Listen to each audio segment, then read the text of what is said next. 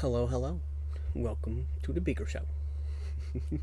We are jumping in today with session 46, I believe I put. Whatever the title says is more correct than I am.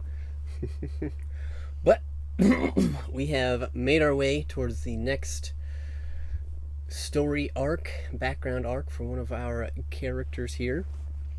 So we're going to go ahead and pull everybody in, give a little recap, and we'll jump into today's session. So sit back, relax, and enjoy the story. Alright, so jumping into today, we will start with what happened last week. Our adventurers, your party, had recently made their way back to the material plane from finishing up some adventures in the Feywild, bringing along a new satyr companion, Figmig. You spent some downtime regrouping, gathering some materials and supplies in the town of Lelion before making another venture to Neverwinter. Within Neverwinter, you spent a little bit more time kind of tying some things up, doing a little more collecting, a little prepping, a little crafting, checking in with people. Bink found his contact, Jin, at the Flying Chicken Inn. You reconnected with her, got a little more information about what was going on. She filled you in on your village, the village of Dinklewood, and that it was currently missing, that it had been magically transported or teleported away.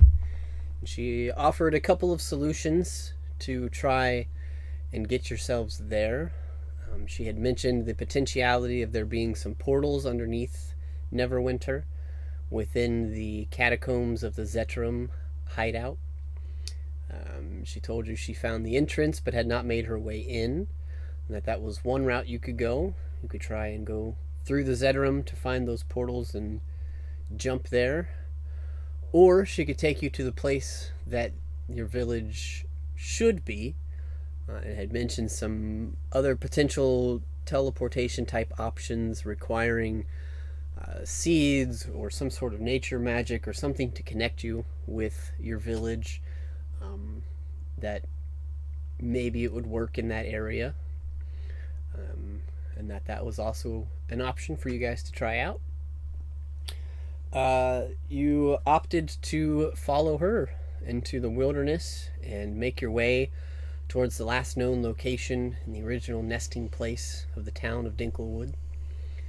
You found yourselves traversing through a crevice in the side of a mountain. Almost in a dwarven-like fashion, you felt walking into this town that it would be within the mountain itself. However, upon entering the clearing where the town once resided, you realized that it was in kind of like, not necessarily a crater, but in the cradle of a topped mountain. You realized there was no top to the mountain, even though you saw it from outside, that there was some sort of illusion granting protection to this town, concealing it from the outside world unless you stumbled upon it or knew it was here. Upon seeing so, you saw acres upon acres of slowly dying apple trees. Looked like they hadn't been tended to in quite some time. And then a blank slate of area where the town had once been. Through some investigation and a little rejuvenation by Bink, spending some time trying to replant or help some of these trees out while he was here,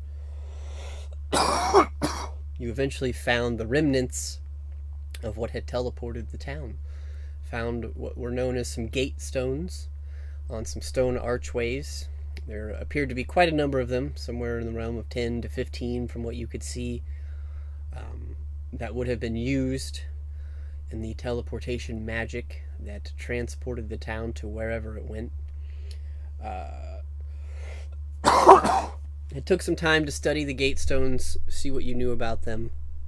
Came to the conclusion that you could, in fact, utilize them to teleport yourself or to bring the town back using these gate stones.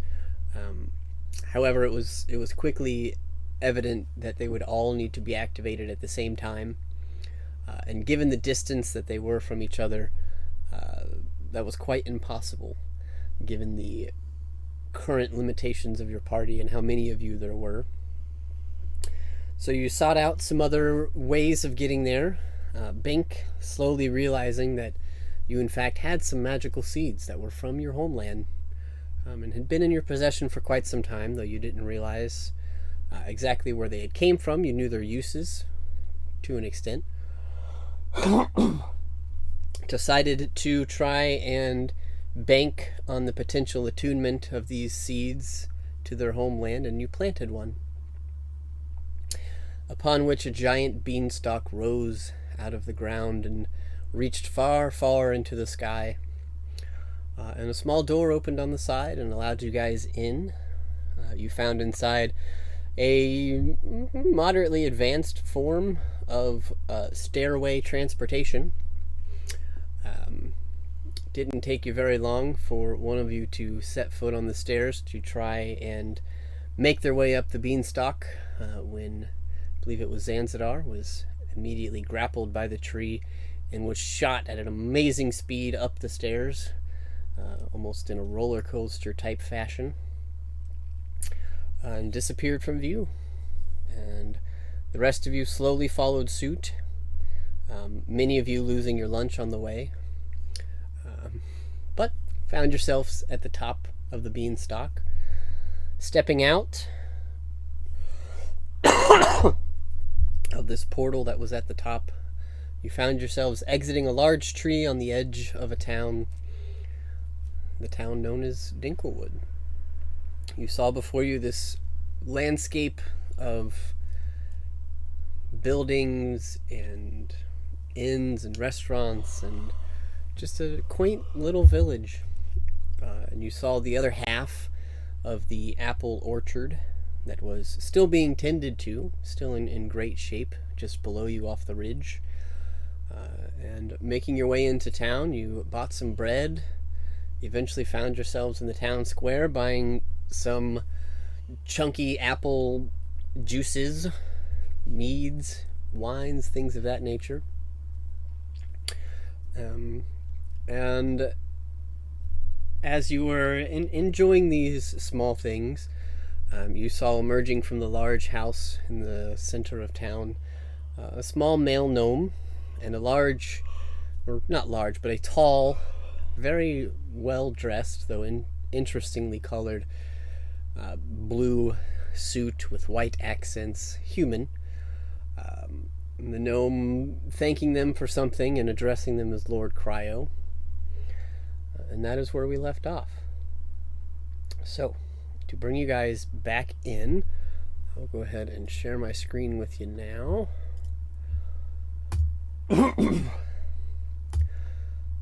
There we go. So, as a party, you are all currently standing in this market type area, this open, almost festival-esque type greeting area. It smells like fall. You have scents of apples and cinnamon, baked pies and bread just drafting all the way all around you. Feels like fall, smells like fall. You are currently enjoying those things and looking upon the steps of the house in the center of town. You see these two still engaged in conversation of some sort. But that is where you are. So I will go ahead and turn it over to you guys. What would you like to do?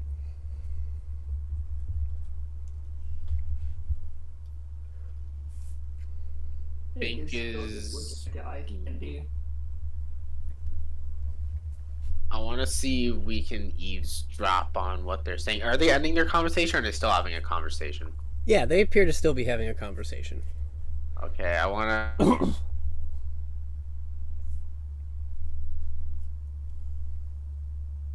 Oh, I lost you there. Repeat that.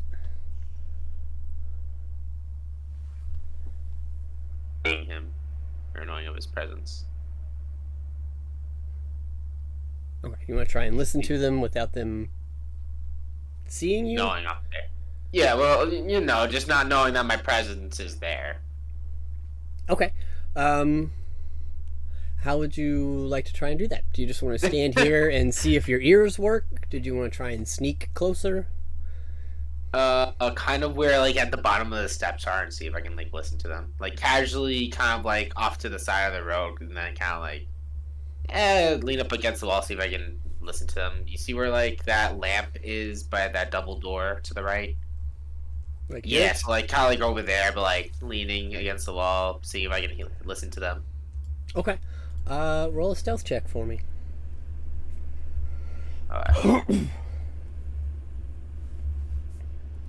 19. Alright, I'll give them some passive perception checks here. Okay. You make your way over.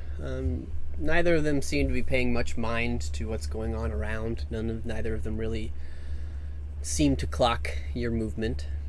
Your party probably does, since you're standing in the middle of them, but you have made your way over and are trying to listen in. Go ahead and throw me out a perception check. Right. 22. Nice. Okay, not bad. They're not talking loudly, but you do pick up some bits and pieces of their conversation. You're hearing odds and ends about making preparations. It sounds like they're talking about the gnome is mentioning some materials and things that he needs, and this human is talking about providing them, how much it's going to cost, things of that nature. Just seems kind of business related. Some things that you pick up after about a minute or two of listening is there are some remarks about needing to find her. And that it is essential that these documents are recovered. That part you cut out, that water recovered? Oh, these something about some documents that need to be recovered. Okay. I'm gonna... If that's all there is to listen to, I'm gonna head back to the party and relay that to them. Peter knows what's up, though. He's got telepathy. Yeah. Beyond that, they just continue to talk about just needs. It just sounds like business related. Like, I need some of this, I need some of that. You're like, all right, well, let me make a note of that. Nothing really that sounds super important necessarily. So you waddle your way back over. So the rest of you kind of sitting here enjoying your snacks and mead and maybe watching Bink, see him make his way back over to you.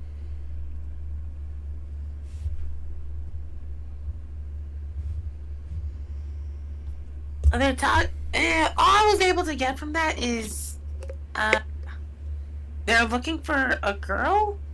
I'm not sure who, and something about documents. Other than that, I'm not sure what else. Nothing else seemed really important. Excuse me.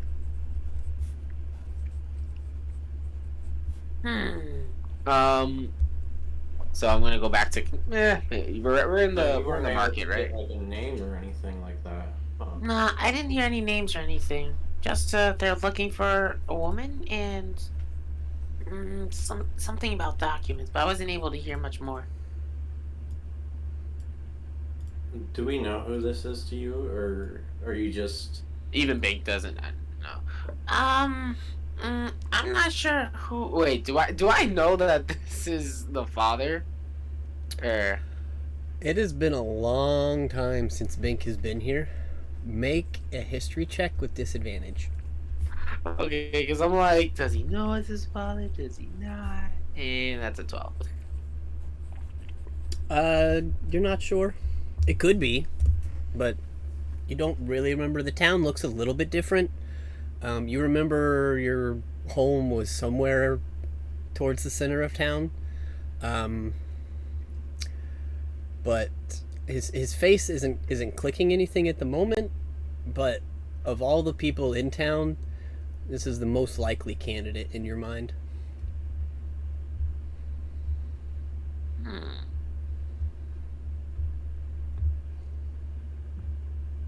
Well, besides that, nothing chooses. I mean, other than the dome and being in the sky, everything doesn't seem too off. So,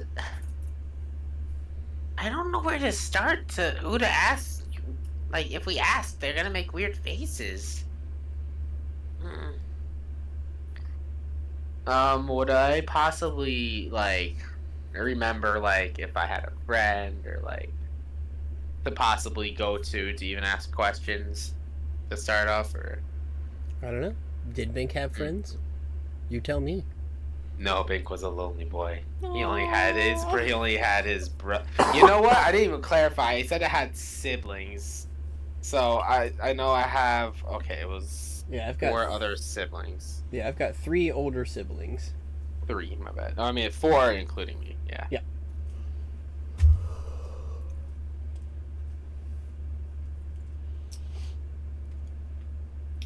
I would say you do remember your parents' names, though you have not heard this particular gnome's name yet. Oh, the one that I just eavesdropped on, like he's a new one. You don't know his name. You have I don't. Okay. Yeah, okay. Lord Cryo did not say that gnome's name, but you know do what? remember your parents' names. So I'm gonna go over to a stall and I am going to say, Excuse me. Yeah, what's up? Do you know who that person's name is? and I point over to where the human is and the gnome is. The big tall one or the gnome? Both, actually. Oh, the big tall one's Lord something. But the gnome, that's Dinkle. That's Dinkle? Yeah, that's Dinkle. Dinkleberg. Oh, okay. Thank you. Yep. Kind of gives you a weird look. Like, how the hell did you not know that? You're a gnome. I just want to make sure you know. Just What? making sure our history is all good. You got it. Did you want to buy something? Yeah, some bacon? No, I got pie. Oh, I'll take a pie. How much is it?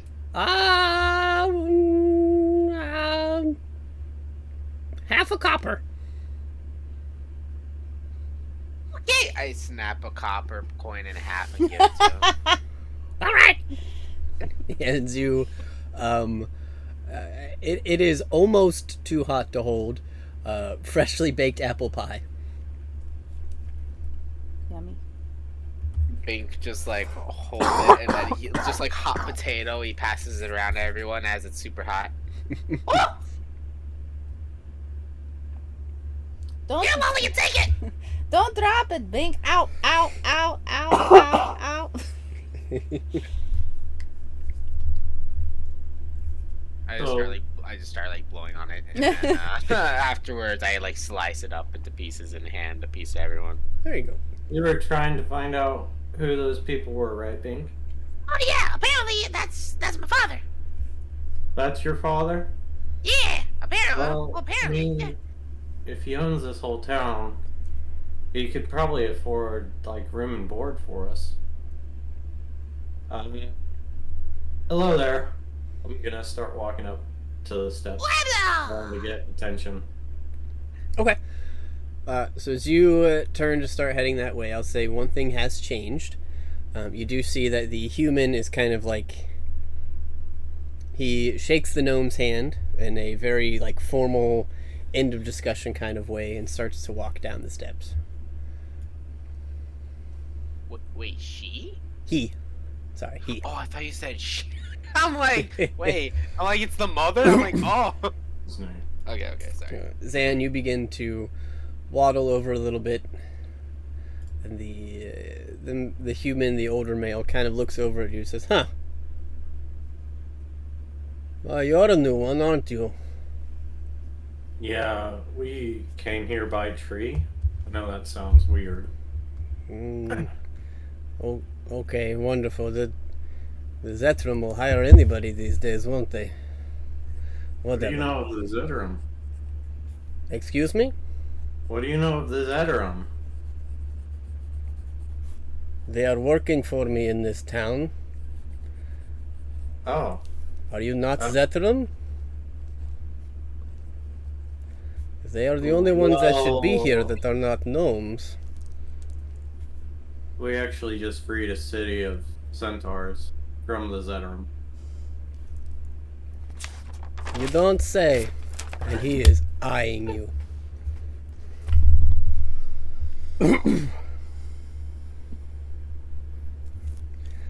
Those are some wild stories.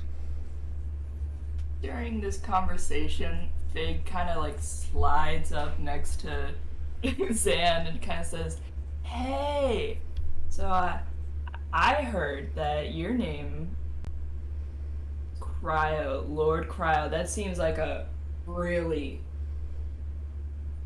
amazing name. You seem like a very capable man. Hi, I'm Figment." Yes, wonderful to meet you. Man, Zetrum really does hire everybody these days, don't they? I did not know they were recruiting in the Fae. That's interesting. Yes, I'm very One of our capable. companions here says that's his father, and I'm going to point to the gnome upstairs. Well, good for him. Most gnomes in this town call him father, so of course. Kind of gives you like a little wave, like, duh. It's a bunny colony. No. We're foreigners here. We don't know anything. Yes, I would assume so. I mean,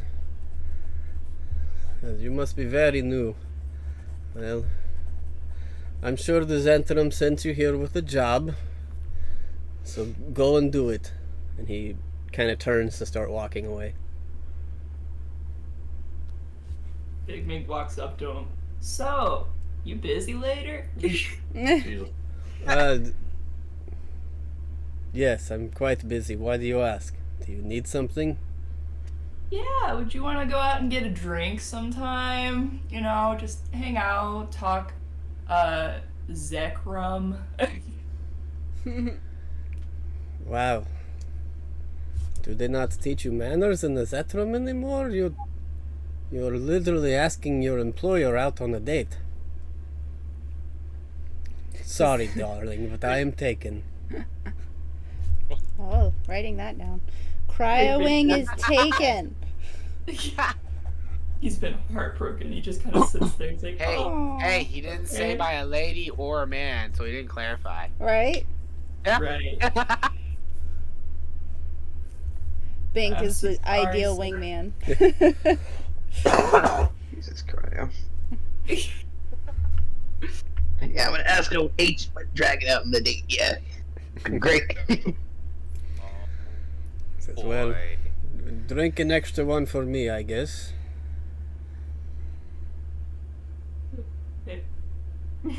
Aww.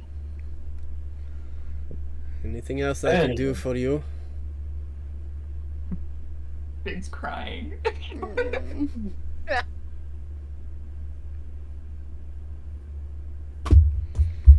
He does kind of give you just a little pat on your shoulder, Fig, just to, there. You will learn manners someday, and maybe you'll find the right person, but not me. Thanks, man. I'm really putting my heart out there. Christ. Wonderful. Mr. Gnome Guy. Lord Cryo begins to walk off. Anybody else during this couple minutes here doing anything? Bink is just gonna I'm waddle completely up. ignoring Mr. Cryo. Bink I'm is just trying to silent. ignore Cryo. Bink is just like is just like surprised how everyone just nonchalantly talks to Lord Cryo. And he's What? just like very nervous. He's just like sweating bullets. We don't know who he is. Yeah. Well, an only human in place of gnomes only. Even Bink knows that like even visitors like that are super rare. Just human, Oh, just humans okay. in general.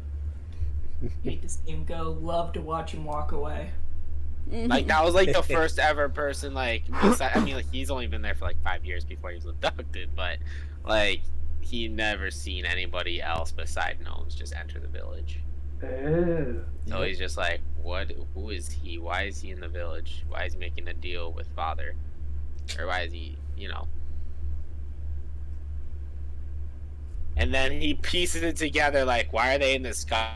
And then he's listening to the conversation. He's like, the Zetrum. And also, he's an employer. I'm like, what? Dum dum.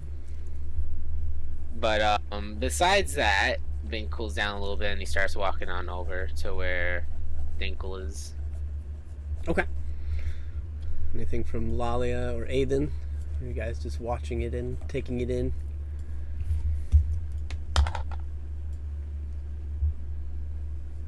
Now, yeah. Yeah. Cool. So as you begin to head towards the step, you see that the gnome, who is in the process of turning away and heading back to the door, turns around and kind of sees you all approaching and just kind of gives you a nod. I would say also in that moment you see his Lord Cryo kind of holds his hand out in front of him, and a very similar looking purple magical portal appears before him, and he steps through it. And it closes. And the... Bing's Go ahead. Oh, sorry. Oh, Bing's uneasiness kind of like dissipates after he leaves. Mm-hmm. He heads over and calls out, "Father!" That's what they call me. What can I do for you? Oh, quite literally. You may not believe this, but I'm your son. I have many sons and daughters. Oh, do you mean biologically? Yes. Illogically. You don't you may look be like Link, Dink, or Gink. Wait, what was the first one you said? Says you don't look like Link, Dink, or Gink. I'm Bink. That's quite impossible. He was stolen and most likely killed many years ago. At the age of 5. By goblins. How do you know this? Because that is me. It's me, Bink. Make a persuasion check.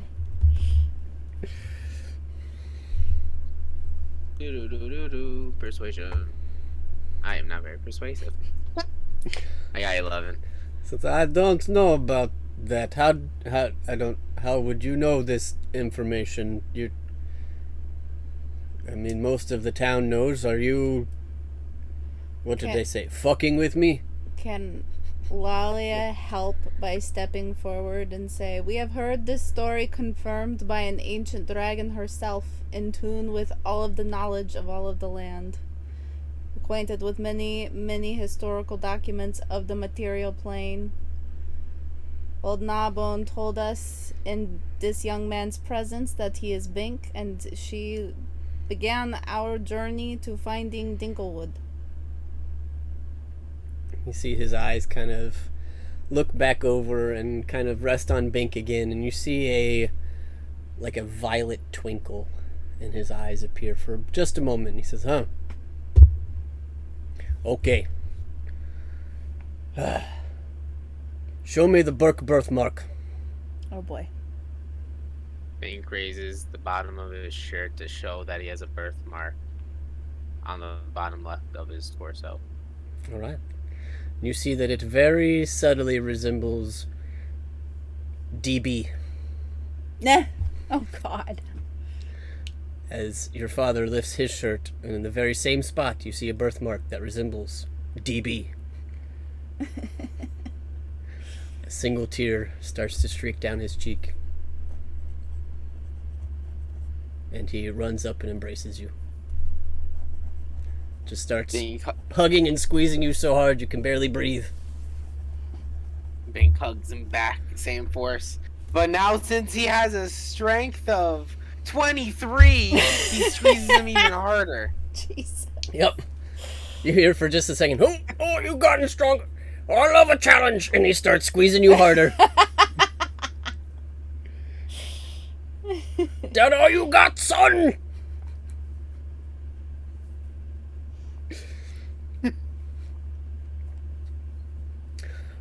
Make a strength saving throw. Lolly is next 22. to you. 27.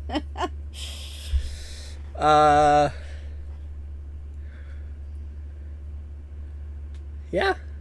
You managed to come to a standstill.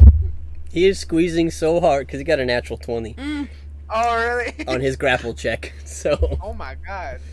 you are currently being grappled by your father while grappling him. And the rest of you see this tiny gnome just like squeezing the living shit out of Bink, and you watch as his arms go from like tiny to like bulging muscles, and he's just Dang. Why do I feel like he has the belt of the storm giant? Oh my god. He's also quite a bit older than you are, and is very blue collar. You would know that your father works with his hands. Bink was raised by a barbarian? No. Yeah. This explains It's so much. It's like, well, we got 20% barbarian, 80% nomad. Yep. But he finally releases you and just kind of stares at you, holds you at arm's length for a second. He says, "My boy, it's so good to see you. I did not know you lived. Oh, your mother would be so happy to see you. Come. We must come inside. Are these your friends?" They're the ones that helped me throughout my journey to get here. Wonderful. Please, come, make yourselves at home. He kind of starts heading towards the house. Pig is so happy to There's- just see a father and son reunite. Kind of like just like holding his hands to his mouth, still crying.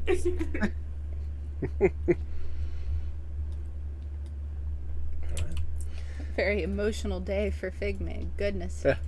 Highs and lows. Do you all follow him in? Mm-hmm. Yep.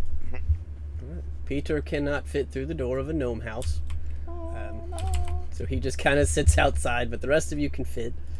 Man, I really wish I could shrink him like half size. But yeah, you do realize that this is a quite a large house, especially for a gnome.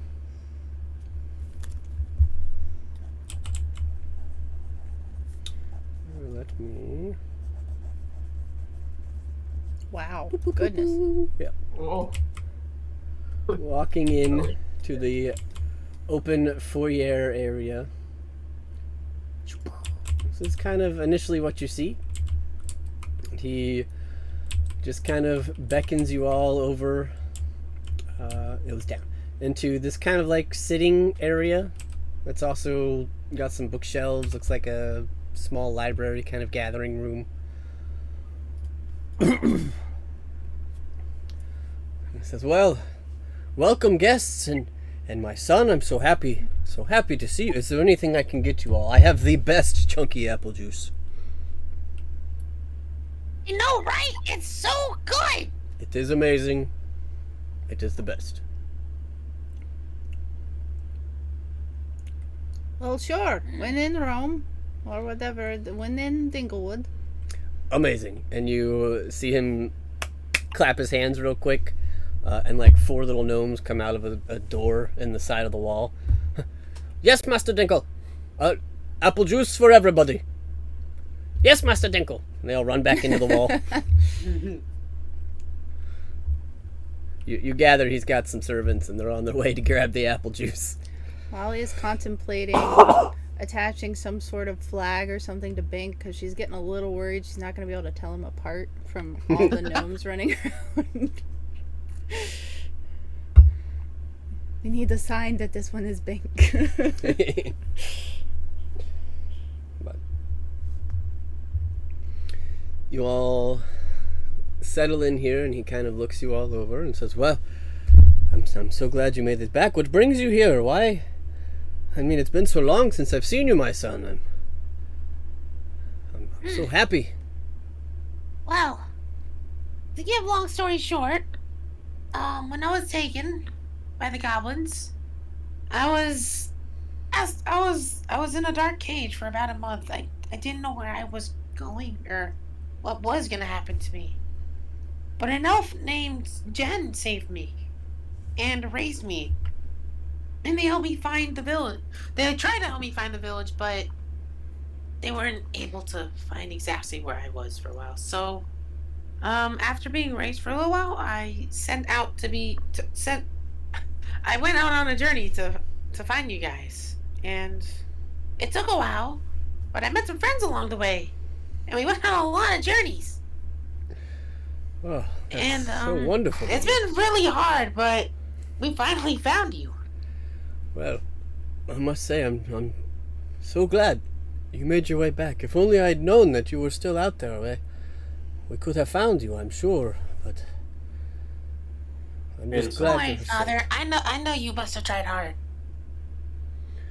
Well, we searched for many a months, but unfortunately we're gnomes. We're not good at tracking. But I'm glad you're all right. I'm glad you're back with us. Thank you, Father. He's pretty hard to read, Zan. You get that he seems sincere about trying to find Bink. You see that he is extremely happy and still, like, in tears, but something's not quite clicking. You're not... I mean, you think he's being trustworthy, but it's about what you get. Alrighty. Bink is going to ask. So, where's... Wait. Okay, I just want to clarify. So, is there any sisters or brothers? Because I didn't clarify what genders, like specifically how many were of what. I have 3 siblings, and you can decide right now if you want them to be brothers, sisters, a conglomeration. I've got Link, Dink, and Gink. Alrighty. And they are You know known what? Let's just make them all brothers, because that makes more sense. Okay. With the name. Okay. Then yes, you know that you have 3 brothers somewhere in the world. On the world, okay. Last you checked, but you have not seen anybody else besides the servants in the house yet. Alrighty. Where's your So what- bathroom? Oh, what was that? Or were you asking Dinkle? I was asking Dinkle. Oh, okay. Oh, I didn't hear it. What was the question? Where's your bathroom?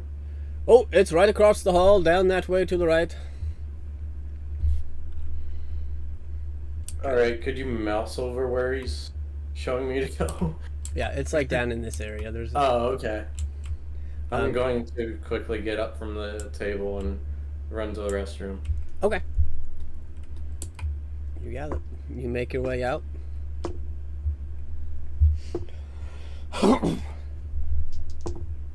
So what were you saying, Bink? Oh, where are the siblings at? Well, your brothers didn't quite agree with the new agreement that we made with Lord Cryo, and well, they left quite a while ago to pursue their own ventures. I imagine they're doing well enough. He said Lord Cryo to the group. Yep. Lalia is gonna turn and stare at Eden.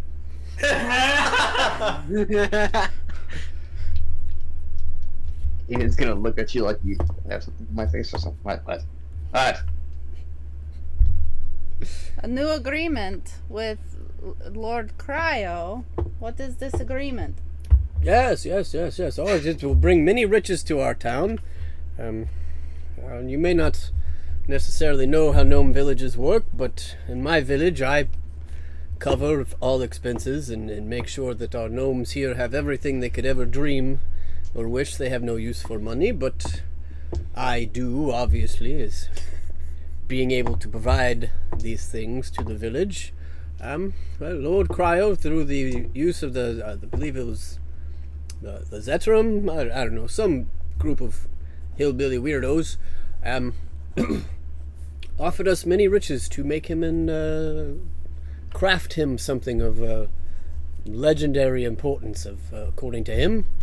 And well, we agreed.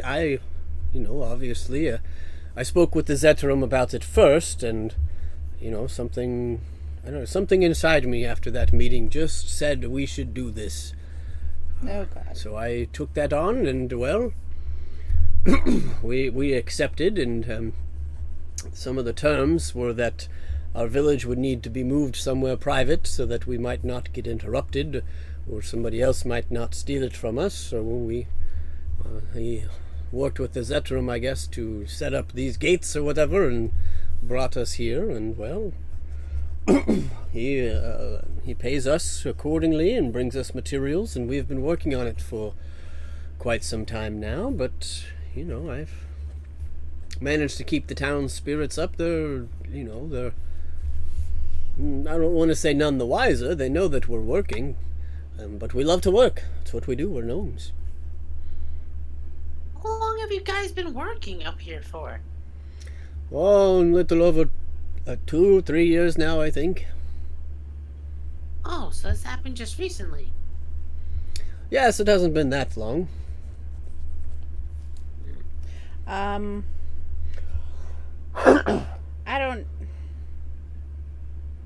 don't know if there's even a role for this, so it may just be something Lalia is thinking about, but I want to share it with the group of her. She is currently wondering if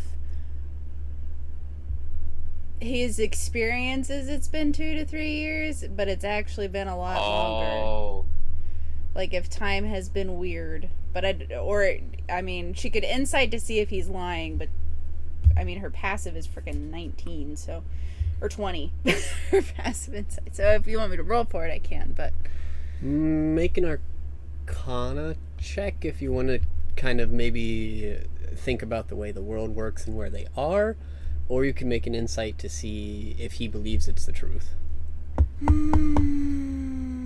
I'll try for the Arcana check. I'm not hopeful though, and she's not going to try to guide herself while she's sitting here listening.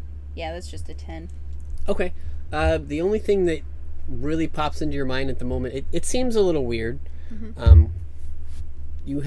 None of you really had any previous knowledge about the village necessarily. There's not a whole lot that gets said about gnome villages because they're always hidden. So if one goes missing, it could be decades before anybody realizes it. But you do remember that time can get weird when you travel planes. And this is definitely a different plane. Yeah. Cool. She has no way to tell anybody this, but that's what's on her brain. We were just in the sky. We're in a different plane. I mean, besides ascending stones. Oh, that's true. I could say something over if Lalia would probably say something along the lines of, remember how time got weird when we went to and came back from the Feywild? That reminds me. Anybody who's wearing a thought shield ring, would that even pick up for his ascending stones? Probably not. I mean, if you allow it, yeah. Yeah, having the sending stone attuned would get around that, because the mind shielding is when somebody tries to force their way in, but you are attuned to the sending stones. It doesn't take an attunement spot, but you have attuned them to your party. They're our own personal walkie-talkies. Yeah. Nick does not have a sending stone. Oh no. Sure doesn't. He's still just chilling. He's kind of freaked out by the bear rug, but he's hanging out, father-son time. It's great. Right. But to answer your question, Xavier, you are not in the sky. When you were outside and seeing past the dome, all you could see was what looked like a raging sandstorm. Oh. I thought that was just like wind, a torrent wind or something. Oh, it certainly is, and it sounds like screaming. Oh! Oh yeah, that's right. It was screaming. Okay. Yeah, that's a totally regular thing in that world. Yeah. Right. But he continues to look around at all of you and says, but, we are better off for it, and Well, we were wealthy to begin with, but now I can provide even more for our town and for the gnomes under my care and guidance and protection. It's been quite a wonderful deal so far. Do you happen to know if Prio is engaged or married, have kids, you know? No, it's generally frowned upon to ask that of your employers, so I have not You know, thought I'm about it. learning more and more what not to ask. Figmake needs to brush up on his HR law. Yeah. So the only thing that I really know when it comes to that is most of the times when you're married you wear a ring, and Lord Cryo has many. So I don't know. Polyamorous. Yeah. I have a shot. You hear some giggles from within the wall. A shot at what? No.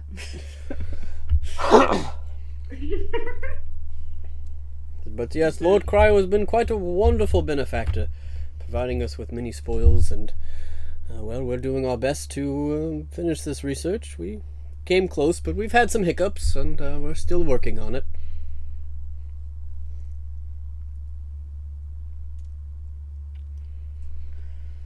Research are you doing? We're trying to create a legendary item. It doesn't just happen out of nowhere, you know. Lalia just looks at Zydan and Zydan. Oh, Zydan. Sorry. yeah, not Zanzidar, Zydan. Yeah, I'm not there. At her weapon that happened out just from eating a grape.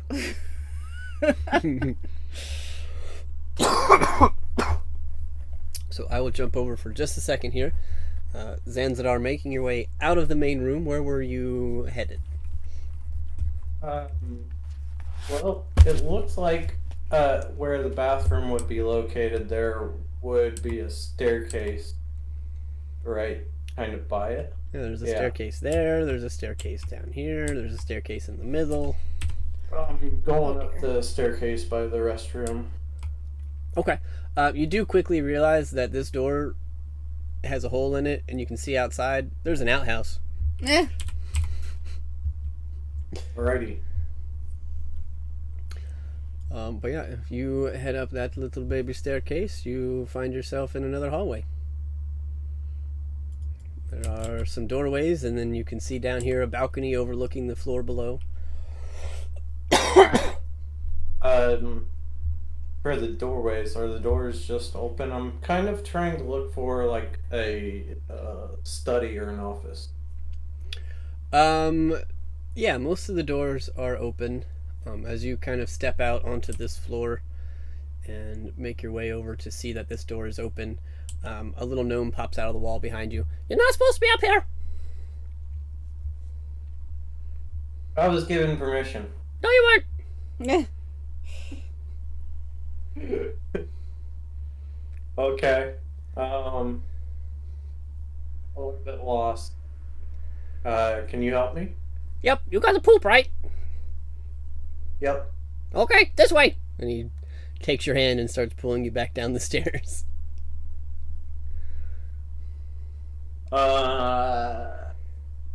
What's he wearing? Simple clothes. Just kind of like some leather, some basic leathers, some cloth pants and a shirt. No shoes. They don't pay you very well, do they? What's pay? Well, that's when you do favors for people and they give you money in return. What's money? Sorry, what? What's money? I'll press the digitation of coin. It looks like this. I don't have any of that. What do you have? Whatever I want.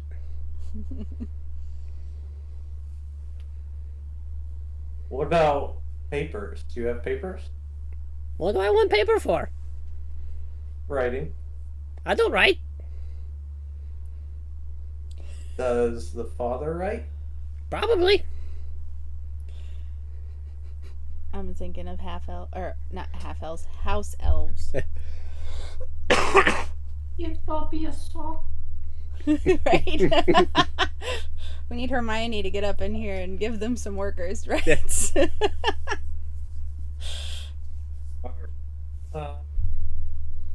I'll let him lead me back to wherever we're going. Yeah. Done trying to get information out of this guy. He seems.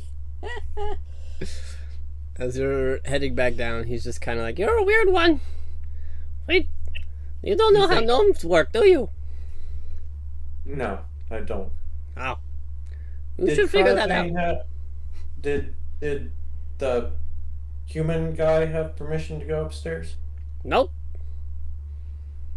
Interesting. Yeah, I don't. You talk about weird things and money and things like that. Man, you're crazy.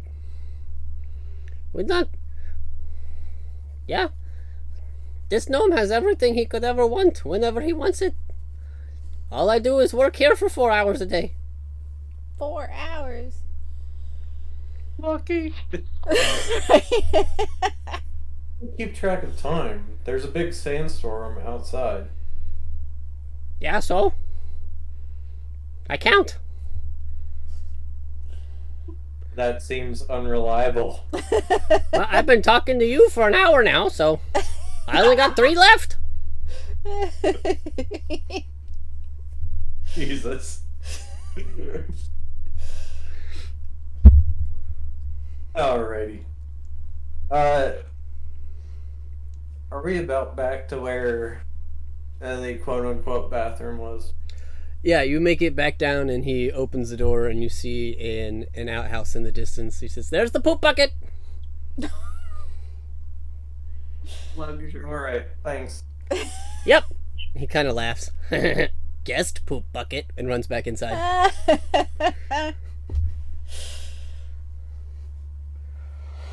I'll start walking towards the poop bucket. While I'm doing that, I'm looking behind me. I want to get a good idea of the structure layout from the outside from this direction. Okay, make a perception check.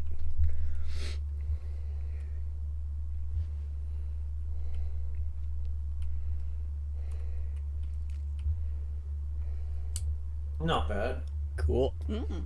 So you see, it's like kind of down this walkway. You turn and you find like a little outhouse. Looks like it's been newly built. Like this was probably just recently built because they have visitors now, and they understand that you probably wouldn't fit on their toilets. Okay. But this is what you see from the side of the house. So this seems like it was more or less made for human guy who just came out of the building. Yeah, probably. I will say with your perception check, though, you do see that in just about every single window is a little gnome face looking at you. Oh, God. Great. Does Zan have a shy bladder?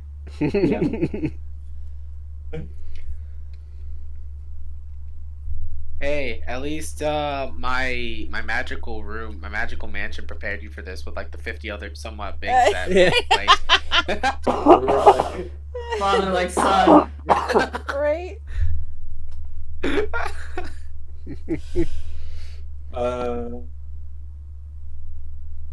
radio the group. They didn't let me go upstairs.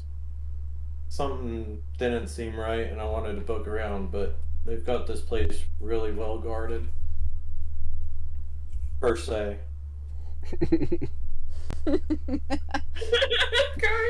Don't say. say.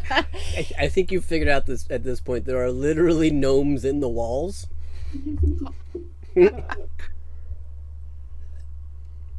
Yeah, definite house elf vibes. Oh, so we can get into every nook and cranny. This place creeps me out. I think after I'm done at this outhouse, I'm going to go back to the front door, and I'll sit outside and wait for you guys. That's all over the sending stones. Okay. So we will return then to those of you in the study. Oop, too far. Way too far. Wow. I forgot that it's technically floating. There we go. Look at that. So, back to the study. At this point, you see a handful of gnomes like push this bookcase out of the way and come out of the wall. They've got like 5 or 6 pitchers full of chunky apple juice, and they start pouring you each goblets. They're tiny goblets in comparison to what you're used to. Right. They're gnome-sized, but Still, goblets of chunky apple juice. Big chunks it. Yeah, I'm like, whoa! And I start chugging it. you realize, Bink, that even the chunky apple juice that you tried in town earlier was amazing. This is even better.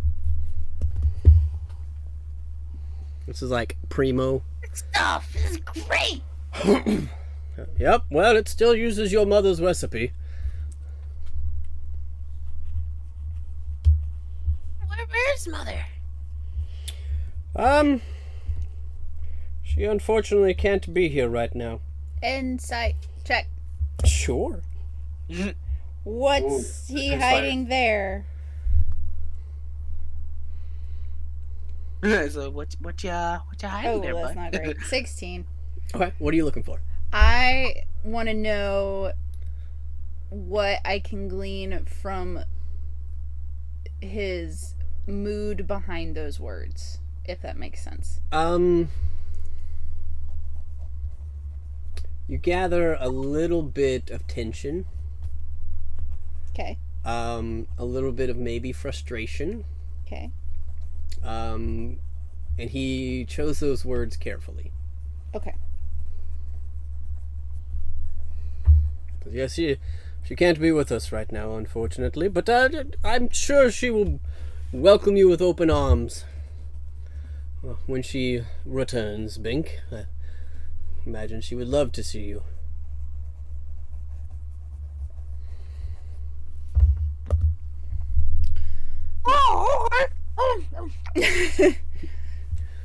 Don't talk with your mouth full. Thought you would have learned that by now. These, your employers, the Zetrum, you described them as hillbilly types. Can you tell us what I am, gestures at self. Not really familiar with all material plain phrases. What do you mean by hillbilly? Oh, certainly. Well, Lord Cryo is the employer. The Zetrum were just the contact, per se. Okay. But yes, we were originally contacted by someone that I don't think was... Well, I think they were a new guy, in all honesty, but he kept trying to sell me a pickup wagon, something like that. It was weird. Okay. Who tried to sell pickup wagons? The guard that you rescued from the Myriad. I believe his name was Kyle. He was a new Zetrum employee. That's right. Goodness gracious. He had a weird accent and smelled like dog shit. But he was nice enough and took us to meet with, I forget his name, some gentleman in some chicken bar was the one that made us, allowed us to contact Lord Cryo. And was the man you met in the chicken bar, was he human? Was he... I believe so. Oh, he was human. Well, fuck. Okay. I'm not sure. He might have been an elf, maybe an orc. I don't know. There was a few of them and I got confused. I understand. Yeah, it's very confusing. So not Bashir.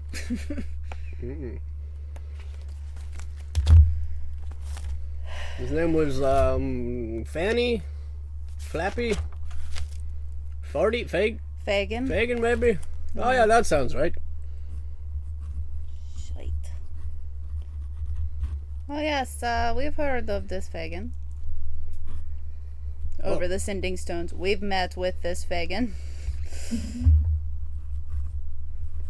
Poor Figmig's just like, wow, this is an interesting conversation. Lost. Yeah, we don't like begging. What the fuck is going on? Every once in a while, Boy. he just notices everyone kind of like looks over at whoever sent something and he's confused. Yeah.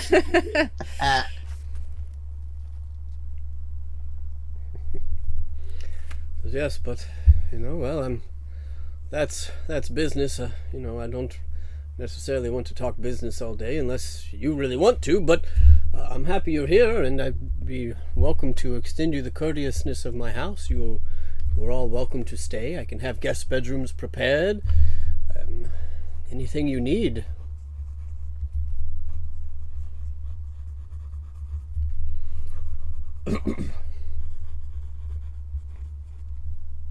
Nothing much.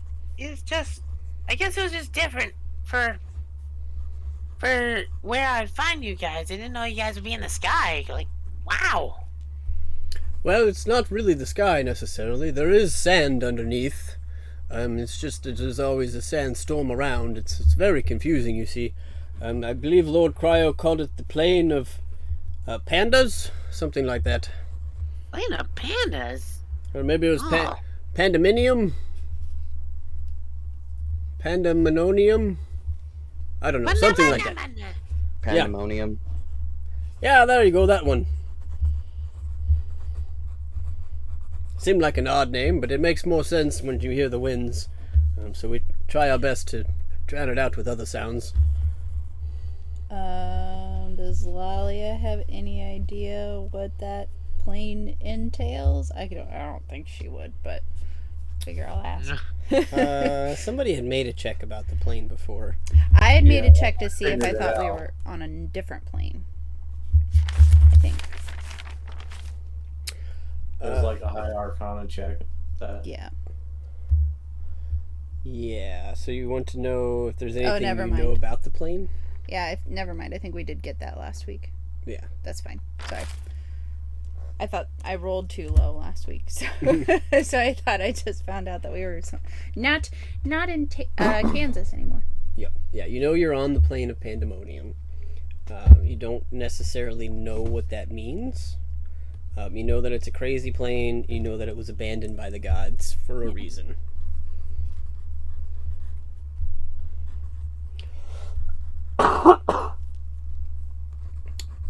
But I would say with that, you also know that gods used to live here. Oh. But something about it made them leave.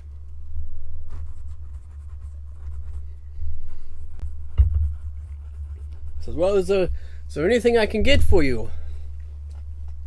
Anything at all?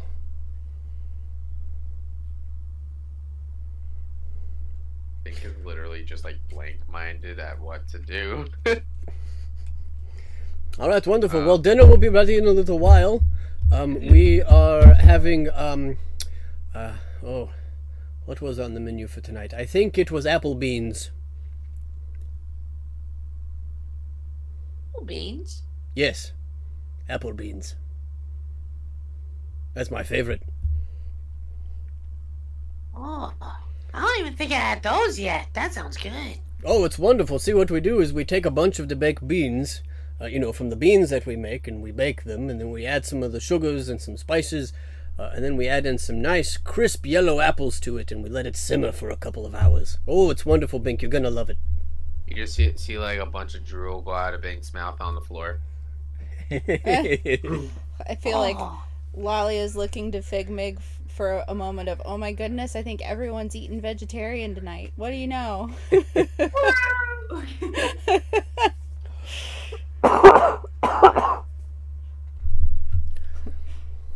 Hopefully there's no bacon in these beans. Is there bacon in the beans? No, we don't eat our animals around here. Oh. Heck yeah! Ooh. I mean, we eat other people's animals, but we don't have access to that right now. Lolly turns to Figmig. Hide the puppy. That's right. It's I want to see if you guys want to use these. I pour all bacon that I have accumulated from the Feywilds out of my bag and onto like a mega plate if I can. If I see one by the table. Yeah, there's plates and stuff all around. You see your father's eyes immediately, like, widen and drool starts to come out. He's like, "Is that bacon?" Oh dear. This is Feywild bacon. Oh my goodness, I have not had that in so long. Oh, you're in for a real treat. This stuff's good. Amazing. We will prep it, we will serve it, we will have apple beans and bacon tonight. You see here, so you guys have probably followed him then over to like the dining area Sure. at this point. So there's now a mound of bacon on the table. You see he claps his hands and like 10 gnomes just come pouring out of the walls. They are also similarly drooling. Totally worth saving those bacons from the Feywild. And they're like, "All right, we'll get it prepped. This is gonna be awesome. Oh, I love bacon." One of them kind of comes down. He says, "Damn it! I've only got like 10 minutes left on my shift. I'm not gonna get to bacon." One time I don't want to leave. As your father looks back over and he says, "Well, what happened to your dragon friend? Does he normally take this long to poop?" I might be a little constipated. You know, he also is not big on inside places. He may have gone out to get fresh air. Well, all right, that's perfectly fine. If he's constipated, though, I have something for that. Oh God. I can certainly help him. Oh, We no. call it apple bismol. God damn it.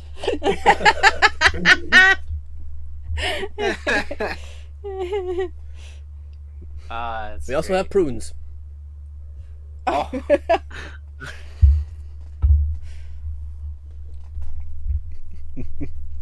Everybody may want those after you eat bacon for the first time in years. oh, that's okay. We gnomes are really good at processing our food until we're not. But you know, when you eat a lot of apples, sometimes the constipation happens, and, well, we found great ways to deal with it. Fig looks over to Dinkle and says, "So, will Mom be joining us?" No, unfortunately, she has been away for quite some time, and I'm uncertain as to when she'll return. Where is she? At the moment, I don't actually know. I couldn't tell you. Can I tell if he's saying the truth? You can do an insight check. Could I detect thoughts, perhaps? Sure. Alright. Are you just getting surface thoughts, or are you trying to pry deep?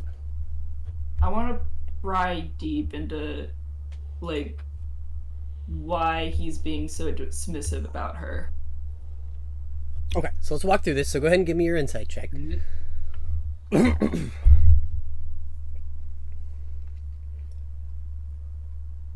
Okay, so from his general words and kind of what he's saying immediately, you gather that something's weird. He's got some angst about it. He's a little tense. You reach out with your detect thoughts, just kind of opening it up. And some of the first things you get off the top of his mind are images of what you assume is Bink's mother, and then darkness. And then a flash of, where is she? And then darkness.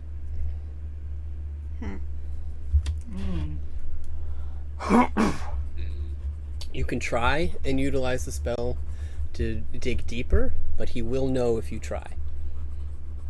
No. No, he's probably gonna stop there, and he's like, okay, he kind of just lets it go, looks back down at his apple, whatever, and starts chewing it. So the last thing that you get with the where is she is you get a sense of panic.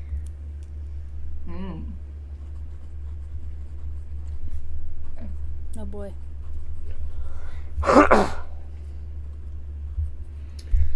But yes, maybe hopefully soon we can have her return. But let's talk more pleasant things at the moment. We it's such a grandiose time having my son returned and eating bacon for the first time in a few years. Oh, I'm quite excited.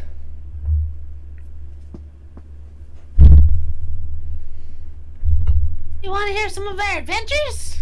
Oh, I would love to. Lalia is gonna send to Bank, don't mention anything about the Feywild.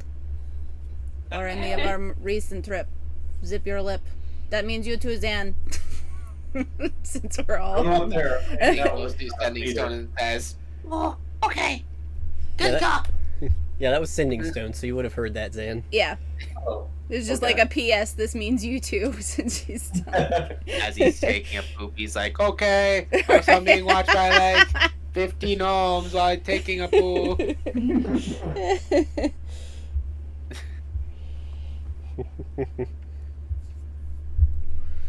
So, you start recounting some of your adventures. Your father sits and listens. Some time passes. Eventually, some dishes are brought out and placed on the table. Zan, sitting outside, you have a couple of gnomes approach you. Hey, your friends are getting ready to eat. Are you hungry?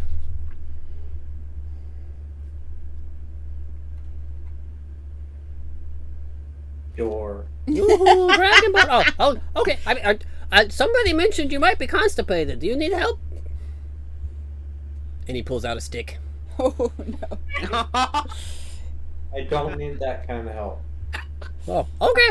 Well, I'll lead you to the dinner table if you're ready. That stick and you'll get an electric shock. Promise? Oh God.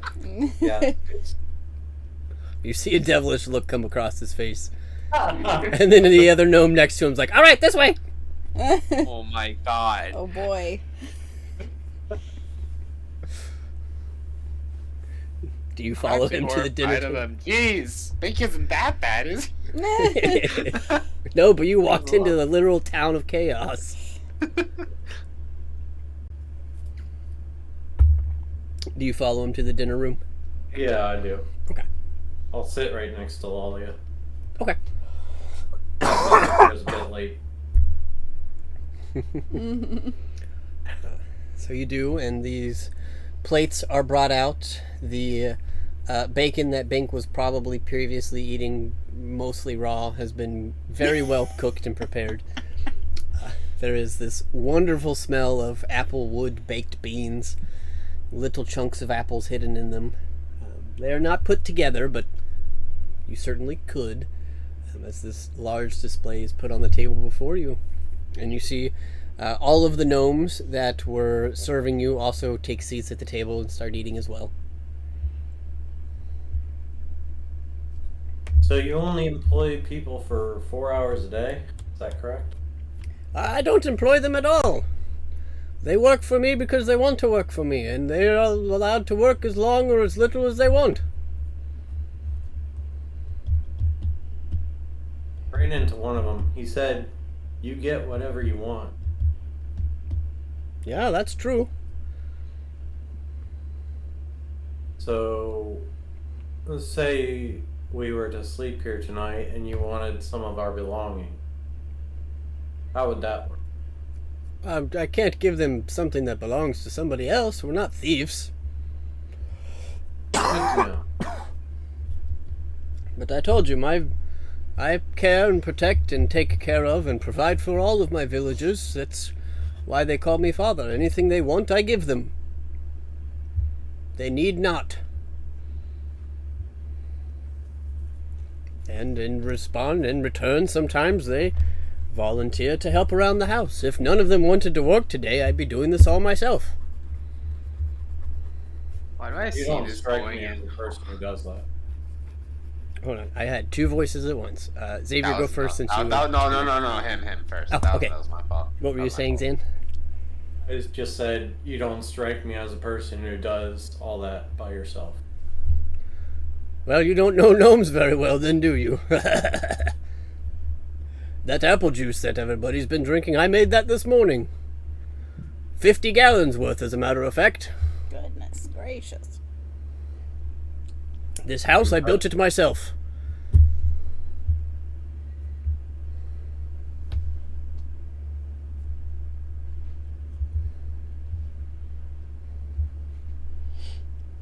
What are you gonna say, Xavier?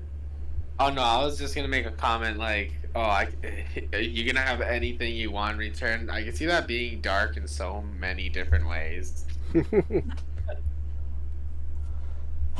that was all. Says, yes, gnomes are very hard workers. That's what we are. We live to work. We love to work. We love being busy. We love doing things, especially with our hands. That reminds me. I take out my loot. I learned how to play. Oh, you learned an instrument? Many instruments. I know how to play bongos, a lute, a flute. Give me actual sec. Let me see what else I know how to play. And that's it.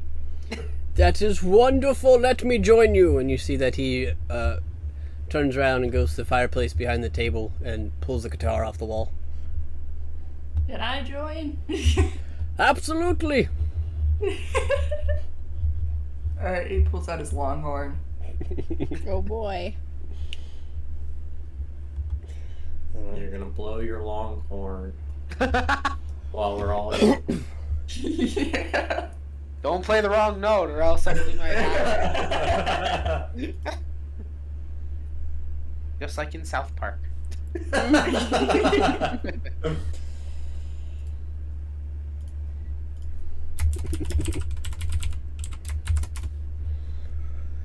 So he kind of looks around at all of you pulling out your instruments. He says, well, do you know the town anthem?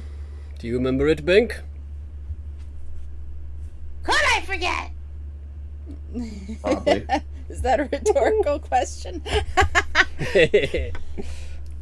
He looks over at you, Fig, and he says, has Bink taught you the town anthem yet? No, but I can guess. All right, well, I will play it once and sing it for you, and then we can all join. Are you ready? Ready. Alrighty. And he begins to strum a wonderful melody. And it goes like this. Apples juicy, apples round, on the trees and on the ground. Apples yellow, apples red, apple juice or pie or bread and meat. Apples crunchy, apples sweet, apples are so good to eat. All right, everybody ready?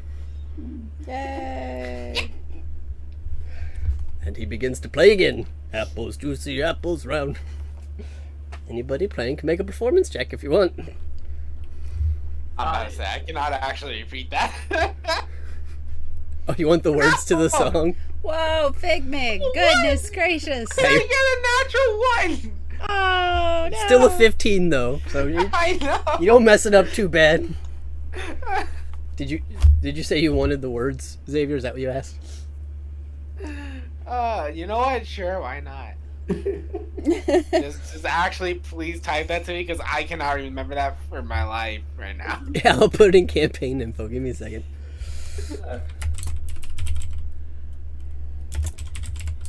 It is to the tune of Twinkle Twinkle Little Star.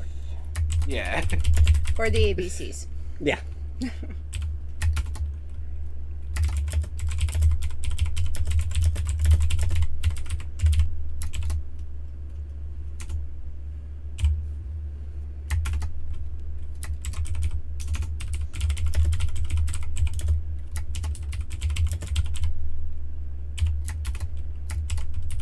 So we had a flute, a longhorn, a guitar.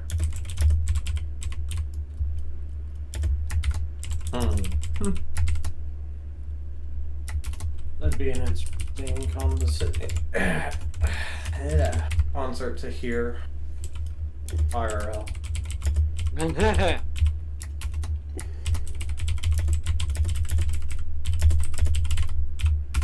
All right. It is in campaign info.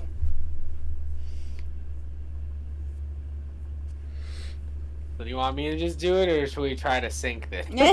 Oh, you can try and sing it if you want. I'm just gonna let you guys get the check, and it sounds awesome. But if you want to sing, Bink, you are welcome to. 100%. Apple juicy, apple round, on the trees and on yellow, apple red, oh, juice, juice or pie and and bread, bread, and meat. crunchy, oh, sweet. Bowls are so good to eat. Ah, Wonderful. I miss that anthem. So beautiful. Yes, it is wonderful. Words to die for.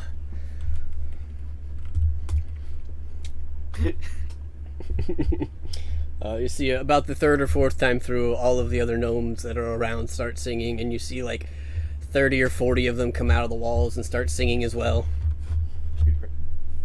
I feel like they're Oompa Loompas now, just like coming out of nowhere, and they're just doing this song. Yeah.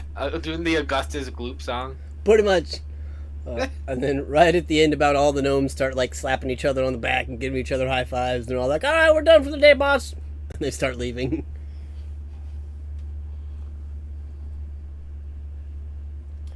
Your father kind of looks back at you and Figmig, and says, "Oh, that was wonderful. Does my soul well to hear that." Ah, So those guys don't live here then? If they want to, they can, but no, they all have their own homes. Oh, okay. Yes, yes. Most of them have homes. Some of them live with others. Some of them prefer to live in the trees. It's pretty much whatever they want. But, many of those houses I built, and I'm very proud of them. Do you think they're all happy living in your dome community that you have here? I'm sure they are. We're a very private race to begin with, and we rely very much on each other. We're all one family.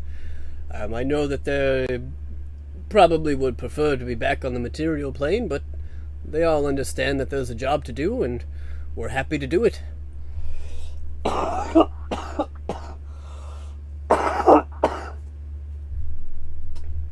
Big kind of like punches down to Bink and says, like, how do you feel about that?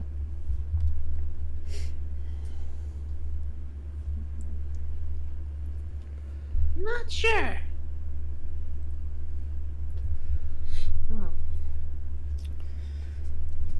But besides that,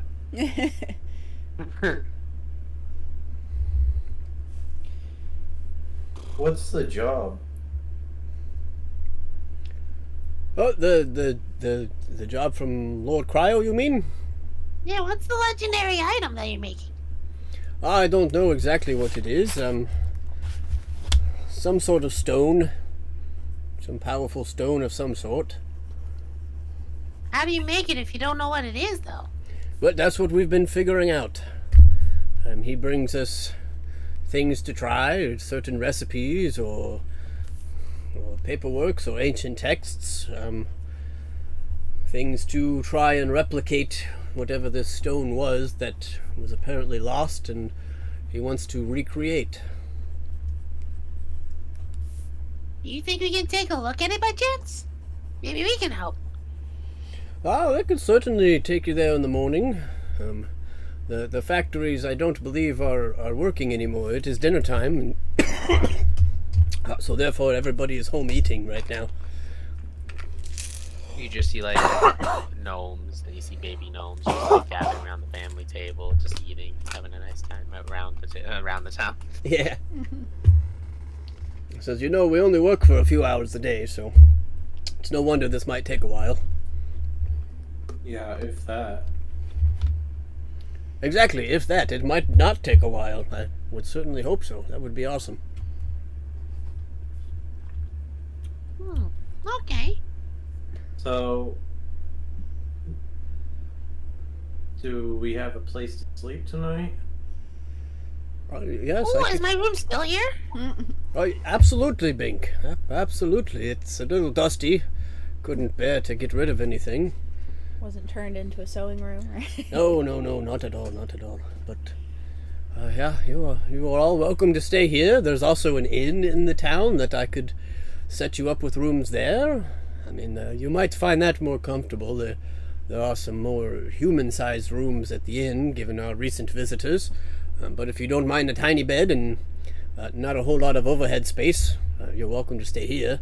Does the inn have a stable? Yes, I believe it does. I will look to the group and meet eyes with Aiden and be like, I think I will stay at the inn tonight. If anybody else wants to make the trip over. I'll come. Perfect, Figme. Great. So glad that we are going to the inn for the sleeping. I think I'll stay over here in my room, actually. Yes, absolutely. That's wonderful. That's wonderful. Yes, and at And the also inn, reason being just to keep an eye on, just in case, and also we have setting stones so we can still keep in touch. Yep, absolutely. Says yes. That's wonderful, and obviously the given our new adventures into money and things of that nature, the gnomes don't really understand money. It's just some of the new visitors, the Zetrom agents, the others of your crew, as I'm assuming you probably are working with them, that's how you got here, obviously, try to pay us, the gnomes, sometimes, so you could hand them a rock and they'll accept it. Oh. They have no real concept of money. So essentially, staying at the inn is free. You could give them something or just tell them I sent you. Is the inn, I should know this because I work with them, but I'm bad at keeping track of other people's schedules. Are there other of us at the inn right now, today? No. They only ever send agents like yourselves. Yeah, I figured you would know this, but granted, you might be new as well. But generally, they send you here just to make sure you're aware. It's kind of like orientation when they walk you around and show you all the places that you might have to go someday. It's generally the only time we see them, unless... Hearing Lalia say that, I'm gonna wink at Lalia. It's like the first time she's lied. She is struggling. Says, yes, the only other time we usually see you of your kind is, when you're supposed to be here, which is, on delivery days when supplies are brought or things of that nature. That's generally when we see the agents. Mm-hmm. Lord Cryo we see about once a week or so. He usually checks in. Yes, that is what I was thinking. Definitely. But thank you for the comp. Yep. Mm-hmm. Yep, absolutely. I understand. Being new at a job is hard. So. Yet learning anything new is hard. So, crossing his fingers, hands in front of his face. 2 to the inn, and Bink here. Where are you sleeping, Aiden?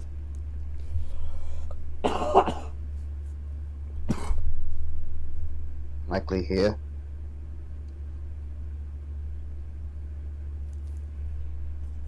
I think I'll stay with Aiden and Bink.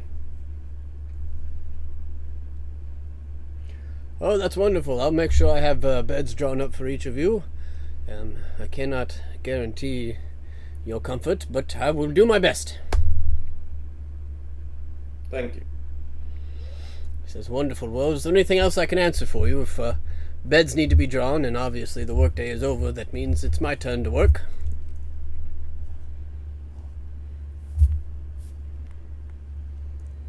Well, I feel our presence here has given you a little bit of a grief, so I wouldn't want to push questions any farther. No grief at all. It's quite understandable. Those hard times and those good times. We make light of all of it.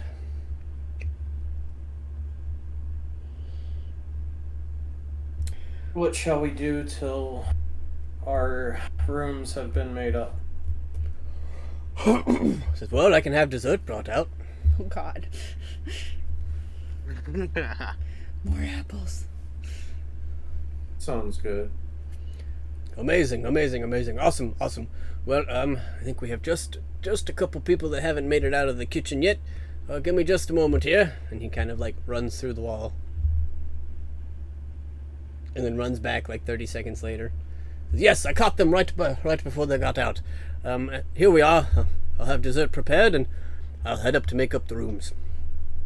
And you see a couple of gnomes that look like they like already had like their to-go coats on and things like that. Just come rushing out real quick and start dropping off supply or dessert types items. There are apple pies, apple custards, caramel apples, candied apples, apple crisps, apple muffins, Candied apple? candied apple. Yeah! About all the appley desserts you can imagine. Caramel apple. And he kind of runs into the wall, and you hear some noise as he apparently runs up some stairs inside and is headed to the upper levels. And you are all left in the dining room with dessert in front of you.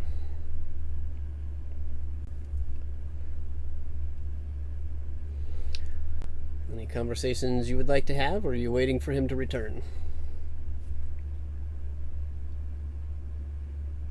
And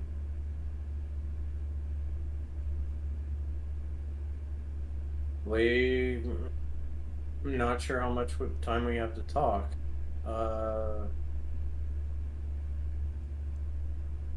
Let's have our conversations go over the Sunday. Big wigs. In line with all of it, but Lolly, I can brief you later. The elephant in the room is being small. What do you guys think might have happened? I don't know if this was rude, but I kind of looked into his thoughts. What? I was worried, okay? He was being very dismissive. But there was some things. He seems pretty panicked and concerned about her not being around and has no idea. Also, he puts a hand on Big's shoulder. She's a very beautiful woman. Oh. Yeah, she was. Well, I That's all I remember her got, at though. least. That's all I remember. She was a kind mother. Very loving.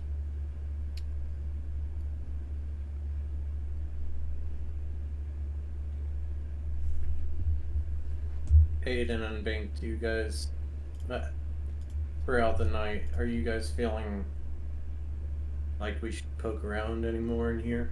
Try and find out what they're making, see if there's any papers around, see if they're researching certain things, or... I heard about some documents, so I don't want to intrude on him, but I do want to see what the agreement was in detail.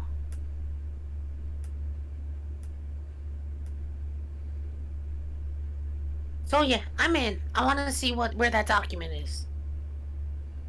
Real quick, can Fig make kind of like sense if there's anyone watching them or listening in right now? Sure. Make a perception check. Gotcha.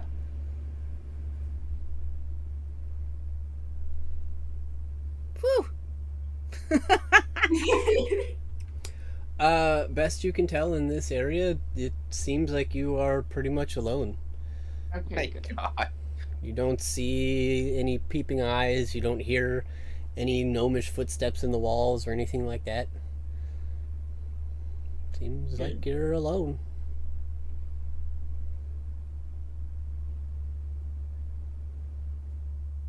Lalia, Aiden, You probably talk to gods a fair bit more than I do. Do you know of any weapon that could only be made in a realm devoid of gods? Hey, what the fuck you just say to me? What kind of question?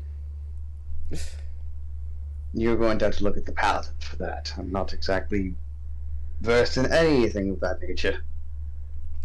Just because I speak to Bahamut on occasion does not mean I know anything of that level. Okay. Yes, and while Scarret is good for many things, I don't know that his knowledge would extend to this sort of magics.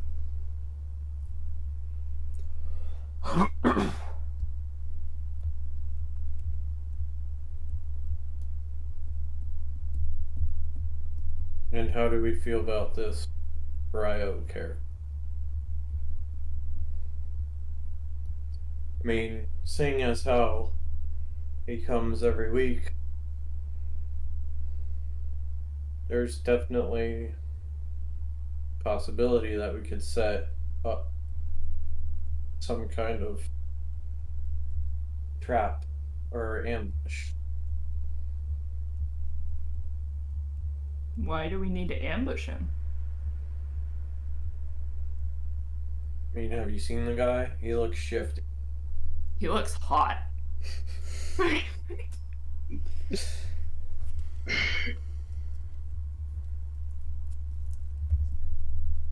Remember who he's associated with, though. Who's he associated with? Oh my god. If you go trying to ambush him, we won't win. You're certain on that? Yes, considering he's an ancient white dragon. He's an ancient white dragon. How do you know? What? He's a what now? Dun dun dun! Cut to commercial. No. Sorry, what'd you just say? He like takes like a bunch of like apple You earwax say- out of his ears, and you just see like a clump of earwax. He's like, Can you say that one more time? He just got so much hotter in Fig's eyes. Like, oh my god! Yes, well, once you find out exactly who he is and what he's done, maybe it won't be as hot in your eyes.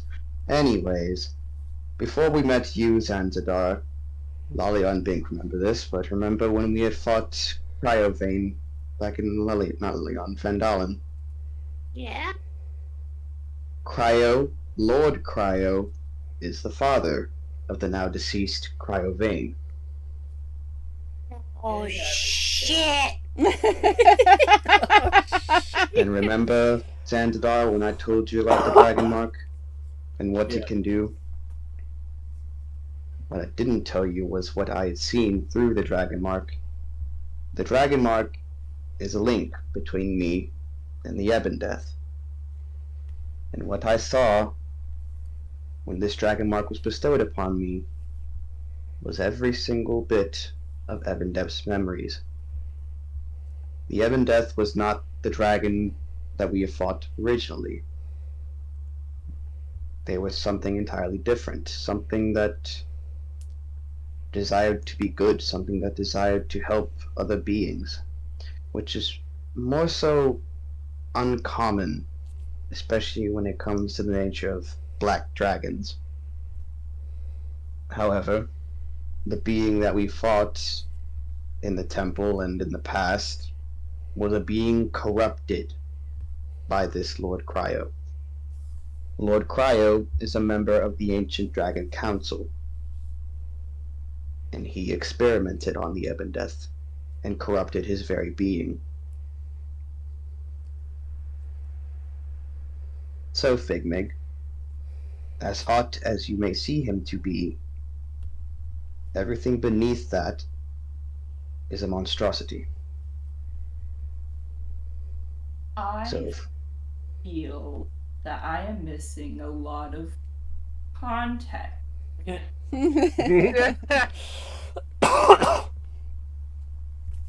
so ambushing him would be something that would need to that'd be. be the end of us. if we went in without a plan even properly to even like fight him even here, that would be a horrible idea. Especially in just like the village of gnomes in this place would be a I don't know if it's a horrible idea, but that is a very risky deal.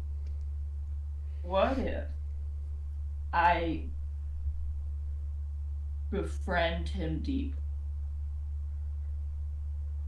We could conquer him that way. I don't think there's any Considering conquering. he's a being who managed to manipulate and corrupt the very essence of an ancient black dragon, good luck. Thank you. Yes, it is that power of corruption and those abilities that have me most worried now. Bink, I know you don't remember your father very well, but I must say I do not trust him, and not because I don't think he's not trustworthy, but I don't know that we can trust him because of the influence that Lord Cryo may be exuding over him even when he's not present. After Bing Actually, learns the this, theory. he's sweating bullets again. After learning the possibility of his father being manipulated and controlled by Lord Cryo. What if Cryo has something to do with your mom?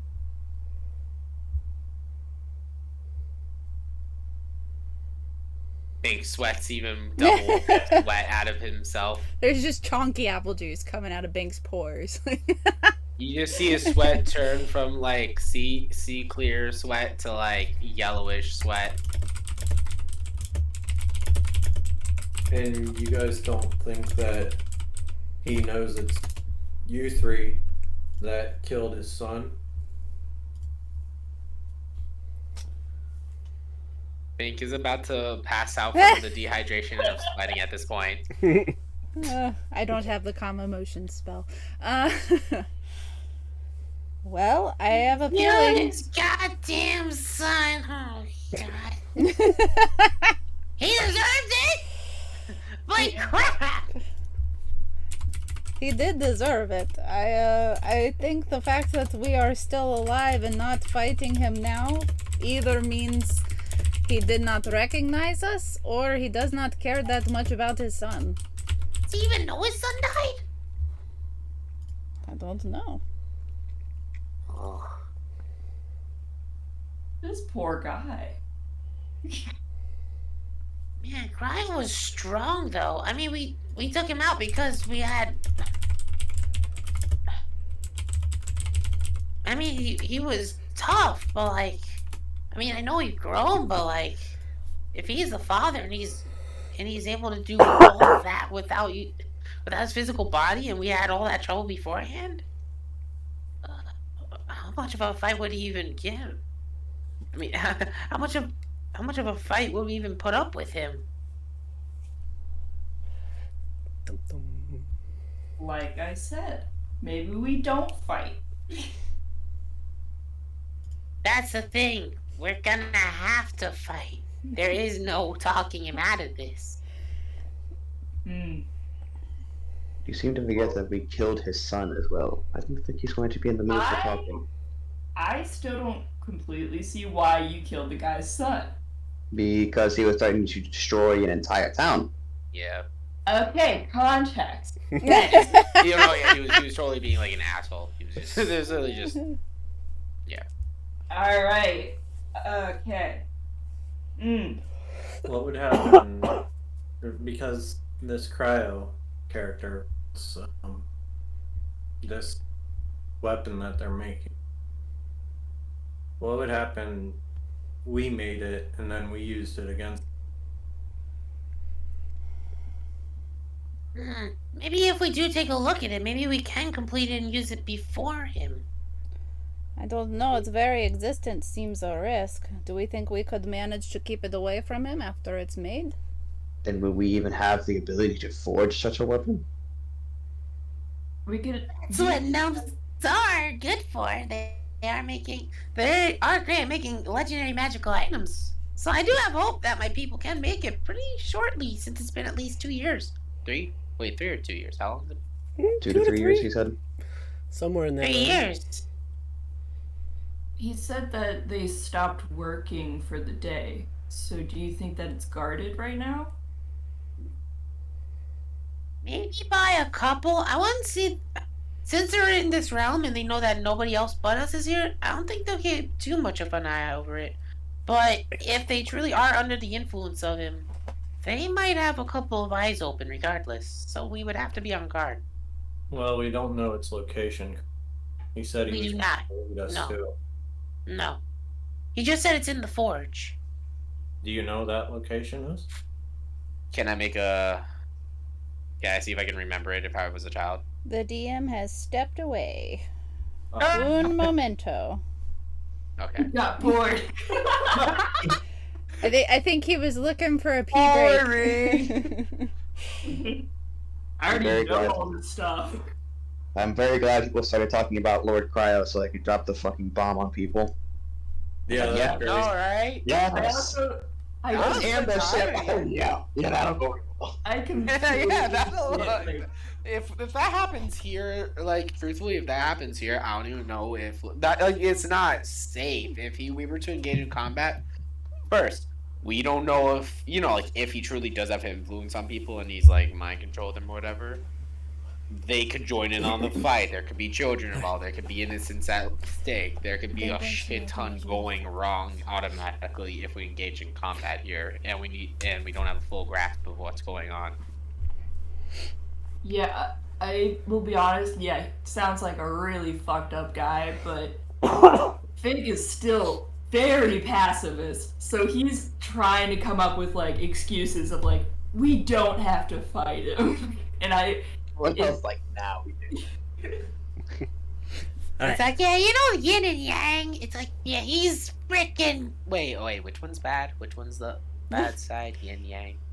Those are both Uh, Yin good. is. I feel like yin sounds like bad, but I don't want to assume. whichever one is the white. Yin and Yeah, Chris, yang. What I is can't believe I bad? forgot to use the thing when they were speaking to Lord C. That would have been nice to use. That's okay. So I was trying to Yeah. remind you. Ha! Yin is negative. Okay, so yeah, he is yin. Can I still get the information? You gonna try to get them? Yeah, so sorry, I really had to pee, and you guys were doing such a good job role playing. I thought I had time, but it sounded like there was a question for me. I'll grab that I was first. actually gonna say I'm probably gonna go to the bathroom when we all go to sleep in the game. But okay, so so we were discussing and we're gonna see if I can remember as a child where the forge is, so we can possibly sneak in. Gotcha. Okay. I mean, not me, all so- whoever is in on it. Bink, go ahead and make a history check, and I'll see what I can give you on that. And then Aiden, having time to study Lord Cryo in the form that he was, what information would you have been looking for? 19. Know your enemy just gives me a list of everything that I can see in comparison to my own. Mhm. So strength score, dex score, con score, armor class, current HP, total class levels, and fighter class levels. Let me take a look here. Does it give you all of it, or do you have to pick a couple of them? On my sheet, it just gives me the list. Let me look and see if anything's different in the character builder.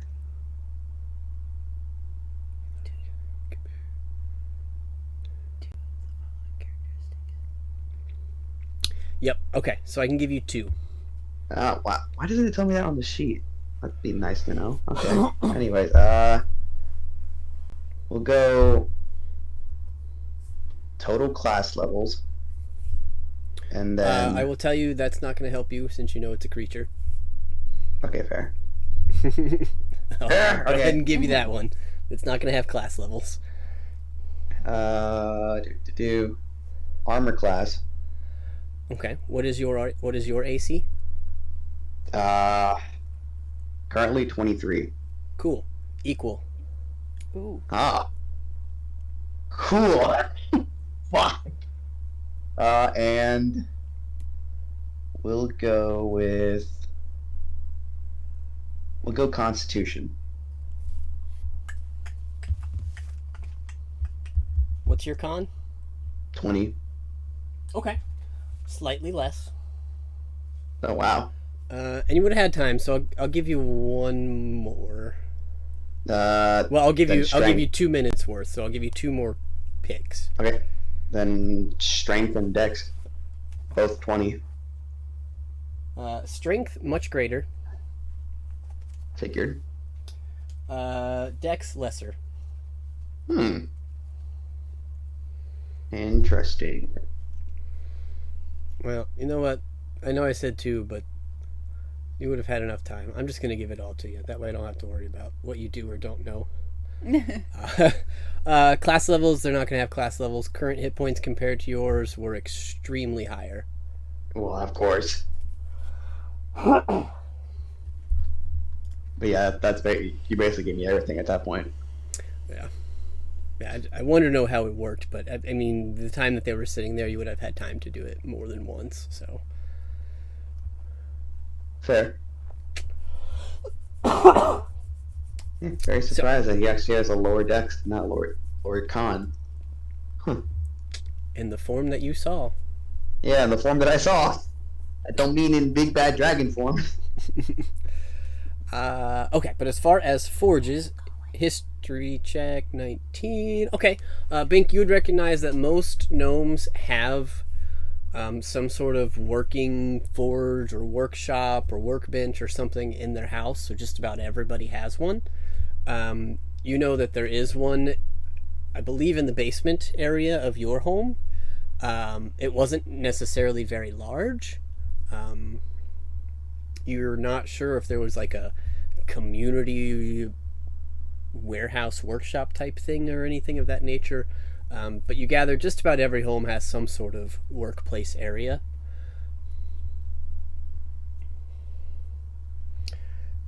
So yeah, I think you would gather that you remember your father spending some time in the basement working on things. It may or may not be a large enough area to work on a legendary item, but you know that that's where it would most likely be in your home. In the basement? Okay. Yep. Is it like a secret passage, or is it like a pretty open spot type of thing? Nope, I'm pretty sure it's just the stairs. They Okay. go up and down. Okay. Ah. So yeah, you would remember much of this area. And that there is, in fact, 2 levels. Oh my below. god. And then there is a 3rd, 4th, and 5th levels. Okay, alright, I relay this to the squad. And tell them that the forge is underneath the mansion. Just down those stairs.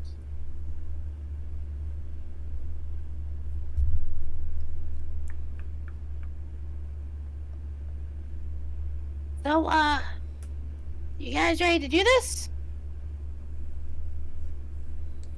Wait, we intend to sneak and attempt to find said documents.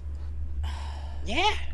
I mean, You might What? be better off without me, question mark, because I'm not exactly the stealthiest of people. Agreed. I am also very clanky. Also, I've mean, done you- enough deceiving today. I'm feeling very sick to my stomach, and I'm not sure it's the apples. I think I've reached my limit of chaos. I mean, you can alert us over the sending stones if something occurs. oh, okay. So just in case, Bink is gonna cast a level 1 invisibility spell on himself. Wow. I do wish to know where this forge is located, though. Aiden wants to go forge. I need a damn forge. Are you casting invisibility? Are you meaning to do that like at bedtime so you can go look, or are you doing I that mean, now before your father has even come back and dished out rooms? You know what? Yeah, let's do it as I get my room. Okay. My bad. Like, where the hell did my son go? Totally forgot the father was Hey, going back yo. to the rooms. All right. So it sounds like you guys have some plans. You want to try and scout out the mansion sometime this evening, Bink. Can I have Aiden ask his father a quick question? Sure. Yeah, he's coming back about this time. I was just asking if there are like any forges that are open for usage. Public forges? Not really. There's only a few of us that actually do any sort of ore or metal work, and, well, it's not very common. We don't have many ores here to begin with. Mostly dirt and regular stone. The only ores in the town at the moment are the ones provided by Lord Cryo for use on our own projects. So you could perhaps persuade one of the other villagers. I might give you access to mine, but it hasn't. Well, it's kind of tied up at the moment. Oh, are you working on your own project?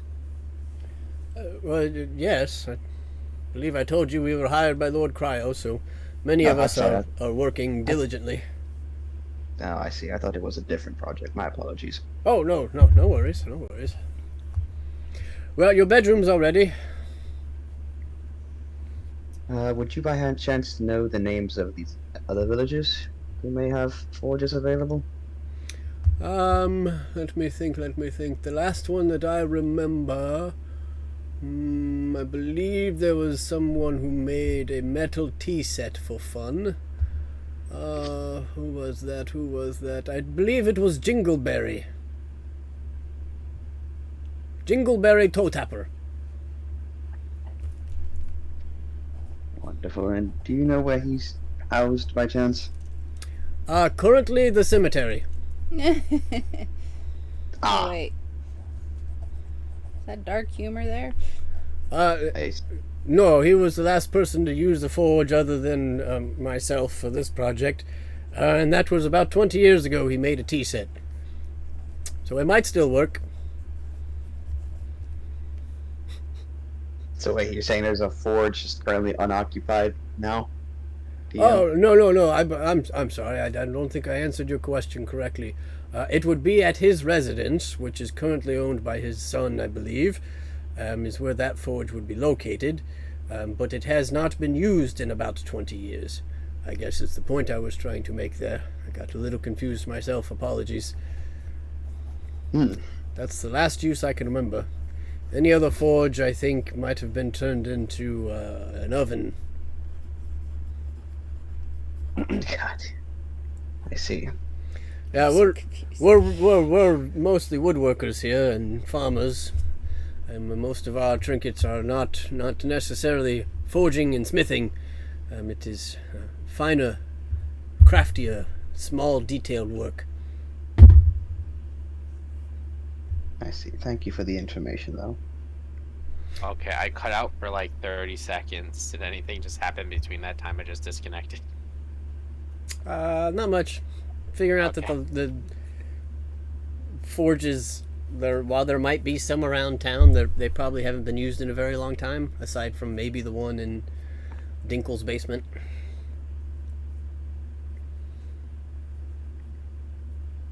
Okay. What time of day is it? Pretty sure it's like night at this point. Yeah, it's getting there. It's probably like 9-10 o'clock. Okay. I would say you also recognize that you don't have any ores with you, because that would fill your bag of holding. So you would have to find ores around town to potentially smelt stuff. Huh, yeah, that's true.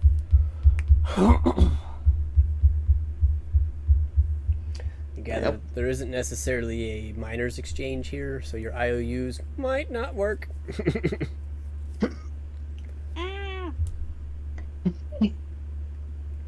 Yes, sorry if that was a little bit confusing, but you gather that he realizes there's probably some forges somewhere in the city, but the last time he can remember one being used was 20 years ago. God. Yeah, my notes were like, what? Just question, what? Yeah. It's like, I'm so confused. So, does studded leather takes steel? Question mark. Or does it just take? Yep. Okay. I believe so. So I need iron and copper. Cool. Mark that down.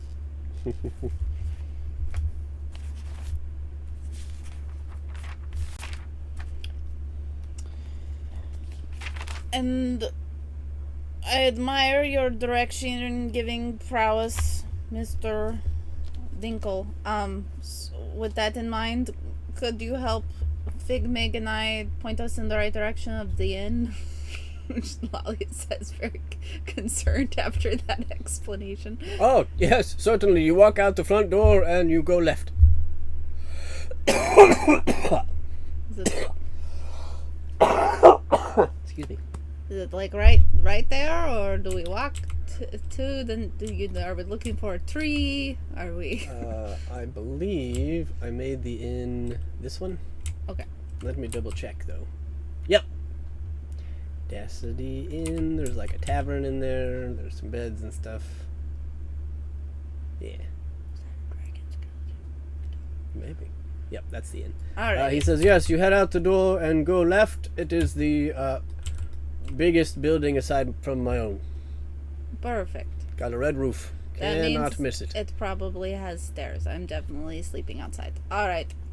Well, do you guys need us anymore for the evening?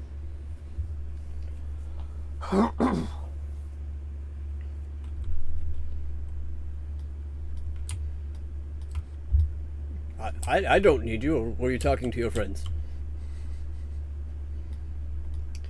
Well, I don't know. I'm ready to head out. Connor's muted. Oh.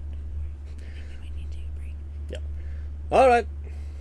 Well, in that case, then he will lead you all. Those of you staying in the house, he leads you upstairs, and he leads those of you staying in the house that are not Bink. He leads you to some small rooms that he opens up, and you see, especially for you, Aiden, that about 3 or 4 different gnomish beds have been pushed together to create just about one normal sized bed.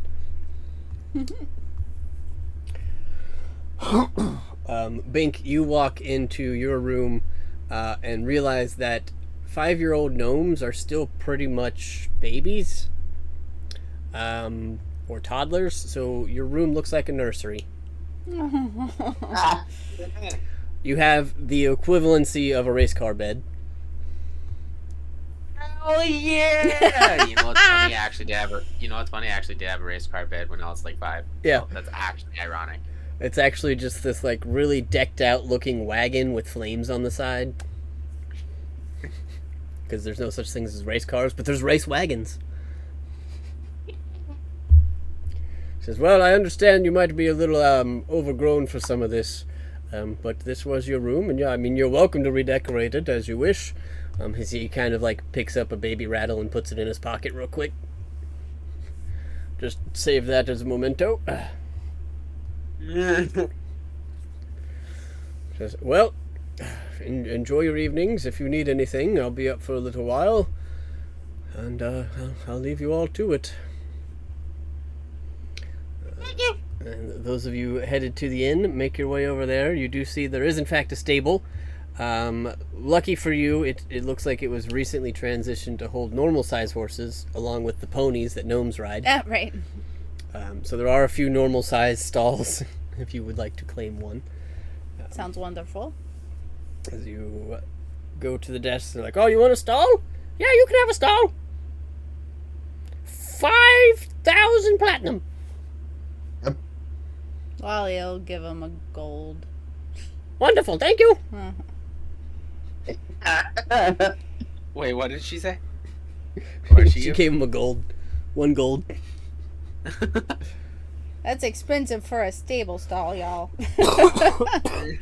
You were also told you could give him a rock and you I wouldn't know the difference. This is her dignifying the man with some grab a money. rock. It's like you just hear, Use the force, Lolly. Give him a rock.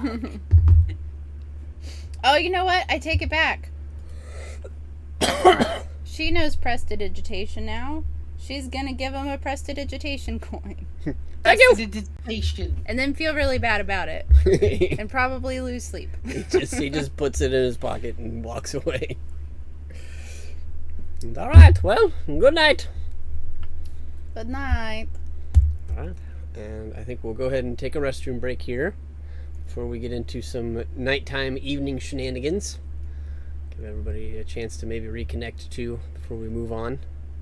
So we'll be back in, let's say, like 5 to 10 minutes or so. Oh boy.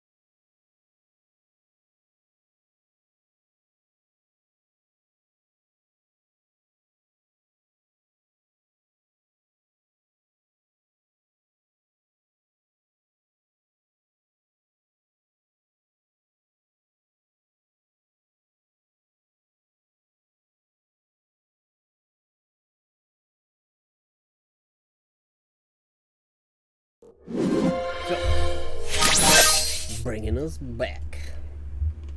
You all, everybody in the party, has made their way to their chosen places of rest for the evening. Lalia and Fig had made their way to the inn. Lalia claiming a stall, as she is more horsey in being. It's a little easier for her. Aiden has cuddled up on a hodgepodge of a bunch of smushed together gnomish beds. I think Zan was also escorted to a room in the home. Bink, you were shown to your old room, which was still very much nursery-esque, set up for a toddler with your race wagon bed. But your father has left, leaving for the evening to take to his own personal quarters, as night is vastly approaching. As you guys are kind of preparing, getting ready, you see the sun has gone down. The town quiets for about an hour as darkness sets in. Then, most of you don't see this, but Lalia being in a stable outside, you see a red streak in the air. Mm-hmm. Seems like something on the ground, probably in the market area, you guess with your vision, shoots into the sky.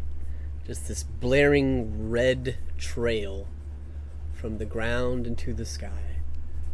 And then you see it becomes this red dot in the sky, and then it blinks out for a second. And then a moment later, you see hundreds of red streaks shooting out from where that dot disappeared. And those hundreds of red streaks turn into thousands upon thousands upon thousands of tiny, sparkling flares. As the first firework of the night has gone off, and you hear boom. And that continues for about a half an hour. It's not a sight you're super used to. Wally is just sitting there with both hands over her ears like, oh dear God. But you start to hear the town pick up. Sounds like a lot of people are going to be distracted for the next few hours or so, as the evening's events have kicked off in the town square. You all hear the pops and small booms and concussions of the nightly firework display. And that brings us to Bink in your room. I believe you had mentioned you wanted to cast invisibility on yourself. Yes, and also Bing holds in the urge to use his pyrotechnics wand. Do so first, otherwise you lose your invisibility. He's like, No, I must hold it. Alright. So you cast invisibility on yourself. Where are you headed? I'm gonna head to the basement. Okay. Go ahead, and are you trying to be quiet about it, or are you just like, I'm going? Pitter patter patter patter patter. So you're just gonna hear regular walking, but like. Okay, I'm gonna stealth basically. Yeah. Okay. Make a stealth check with advantage, because there's a lot of noise outside, and you're invisible at the moment. Oh, that's a 20! Ooh, boy. That was 19 and a 20. Oh my god. That was almost 2 crits. Nice. Yeah.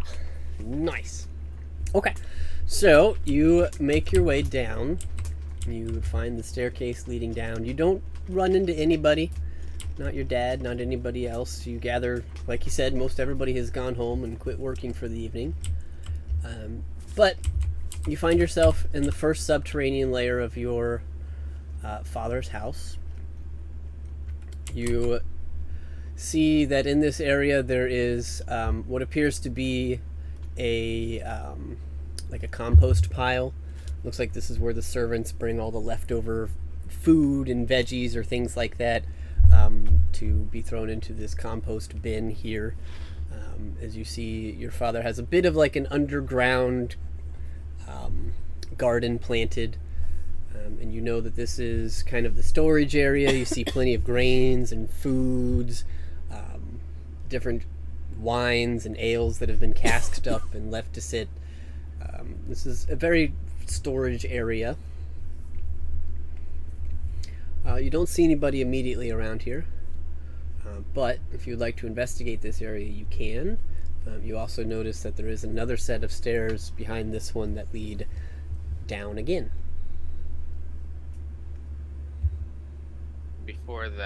Before I even think about doing that, I'm just gonna start kind of speed walking down the stairs to the forge. Okay, so you're gonna head straight down. Yeah. Banks on a mission. So, getting down to this level. Let's see, you end up at these doors here.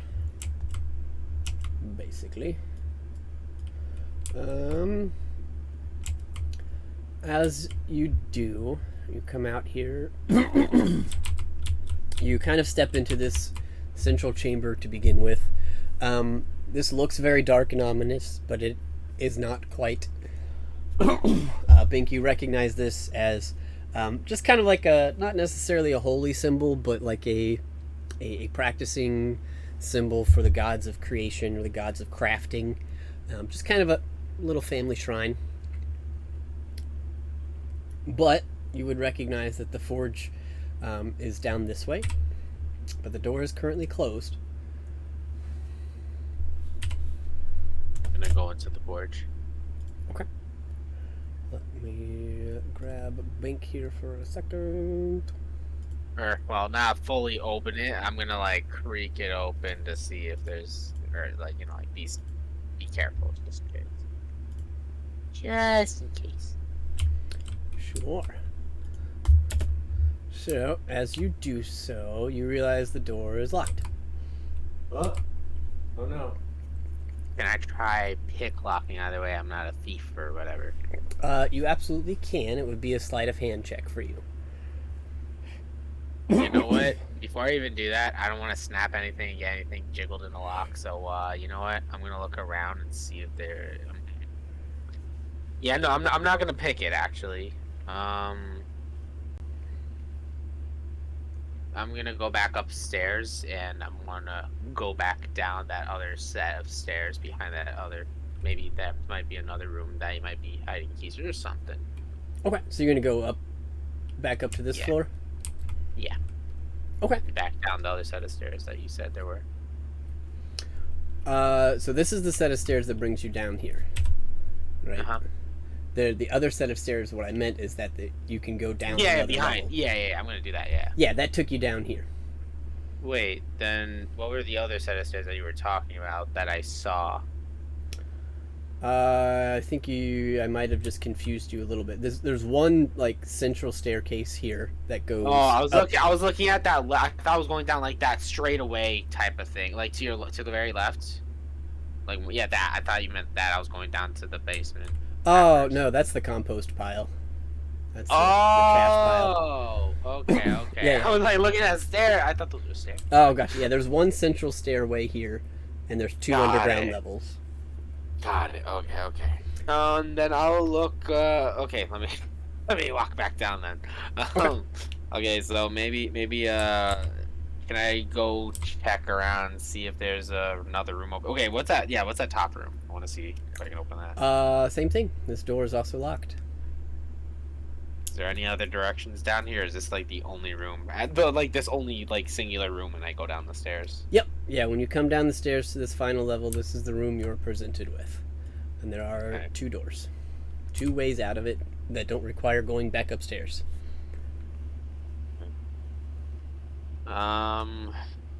Binks. Guess the skulls don't need to be there. Can I look through the keyhole? Sure. Which one are you going to try and peer through? Down. One towards the forge? Sure. Make a perception check.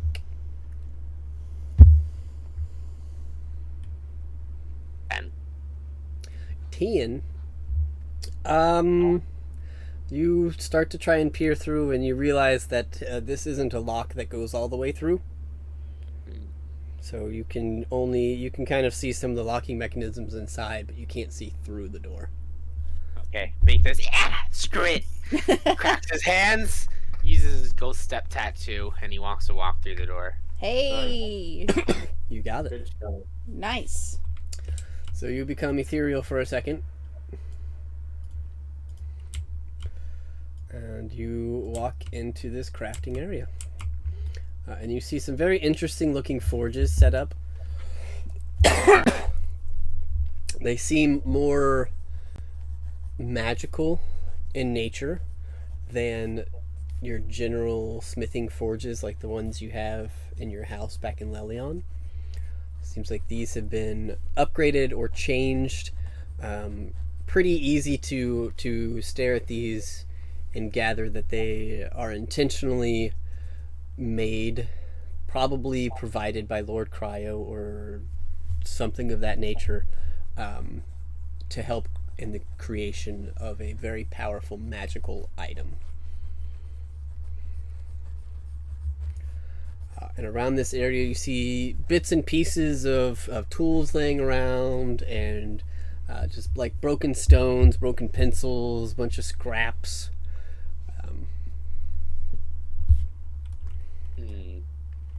Some chemicals on the shelf, things of that nature.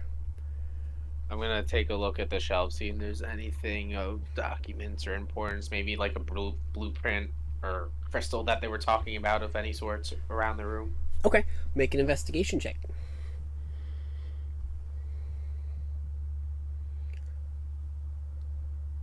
Five. 5 or 25?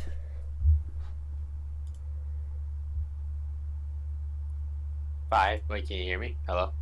Yep, I can hear you. I just didn't see the roll come up on my Beyond for some reason. Okay. You're not seeing any papers or instructions or anything lying around on these shelves. Can I look at the pot in the center of the room? Sure. Looks like a chemical vat, probably somewhere where things are combined on larger scales versus the smaller scales that are on the table. It's currently empty. Looks like it's been drained for the night. And can I take a look inside the forges? Maybe there's any sort of components that'd be familiar to me that they're using. Sure. You stare inside and you don't see much. It doesn't look like there's many leftovers. You see some fine like residue that looks like some sort of, probably maybe from these chemicals, some sort of ore or gem dust. But it looks like it was probably, you gather it was swept up for the night. Looks like they cleaned up and locked the door on the way out. Can you flip the camera around, kind of like 90 degrees to the right? Yeah. Ah, yes, there is a door. Would I be able to open that door? Would that have a lock on it? You can give it a try. All right, I'm gonna go up and try to open it with my hands. Okay. You're just gonna touch it? Yeah, just pull it or push or whatever. Cool. It is a staircase that leads back up. And it takes you to like a little not going to zoom out or anything. It is like a janitor's closet. Oh, okay. So doesn't look like there's a whole lot there. You can see some of the tools and things that they would use to clean up downstairs. Okay, I will close the door and leave that be. Can I check that bookcase? See if there's anything on like any like specific recipes they're looking up, any like any or is that just like glass and stuff? Yep. So yeah, taking a look at this one, it looks like more glasses, more chemicals, some larger pots and things like that. Doesn't look like there's any like written materials in this room particularly. Okay. I'm gonna exit the room because I don't think there's really any. I think they put away most of the stuff. I'll just can I unlock it from this side regularly? Yeah. Okay, so I'll unlock it, And then can I, like, how a door works in our time, just, like, lock it from the inside and then close them and then, like, lock that way? Or would that not be a thing? If it were a handle lock, yes, but this is like a deadbolt. Dang it. Now someone would get in trouble. It wasn't you. It wasn't me! It wasn't Yeah, me! you blamed it on other workers. La la la la la la. Let me just take a rag and just, like, erase my print from the door really quick. Just, like, rub it really quick and just get rid of the print. I'm gonna use I'm just gonna use a rag from now on to open and close the door. Just in case. You've got plenty of linens. Wait. Yeah, you've got plenty of linens and rags in your adventuring packs. I'm sure you could pull one out. I'm also gonna wipe the other door handle. I don't know if they know how to, like, they, like, lick it and they're like, "Ah, yes, it's his." It's like, it's his fingerprints. So I'm just wiping down the door handles, those two door handles I just touched, and then Yep. I'll just close the doors the same way with the rag. Just close them. You got it. You're back in this area. This time I'm gonna use my ghost step tattoo to go through the upper door now. All right. I do have 3 charges, so that is my second charge. Let me just actually get that down really quick. So Where's the ghost step tattoo? stepping into this room, you see a subterranean, almost library. It's a very dangerous place to put books.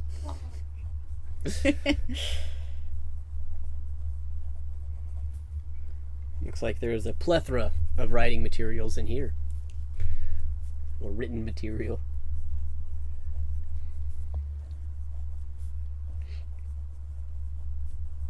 Can I go around and see if there's any big books that I perhaps see that catches my eye?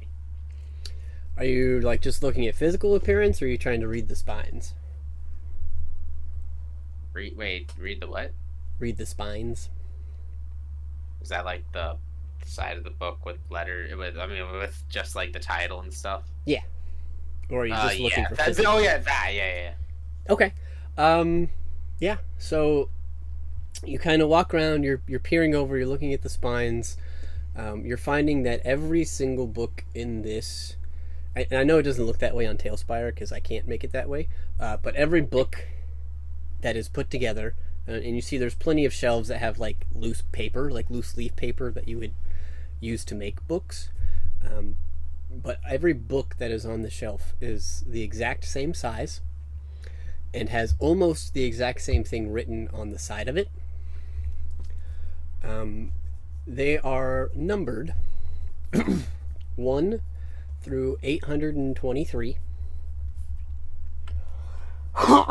You see that they are each labeled as attempt, the number, and then there is 2 squares underneath on the spine. One square says passed, one square says failed. And you going through, you can see numbers 1 through 823 all have the failed box checked.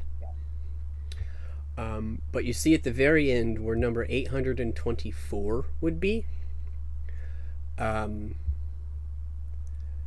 is missing. And then you see another book that looks like it's been started, which would be like 825, but it's not numbered yet.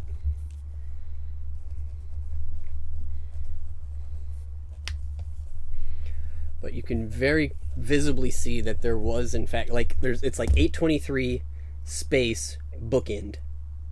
So you can tell that there should have been an 824.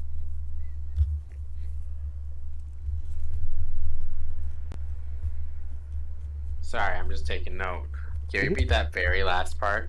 Yeah, so you can. It's very obvious to see that there is book 823, a bit of a space, and then a book end, like to hold books up. So you can very clearly see that there should be a number 824, but it's not there. And then there's the blank on 825 that's not been checked yet, right? Correct. There is what would appear to be like the beginnings of book 825. Okay.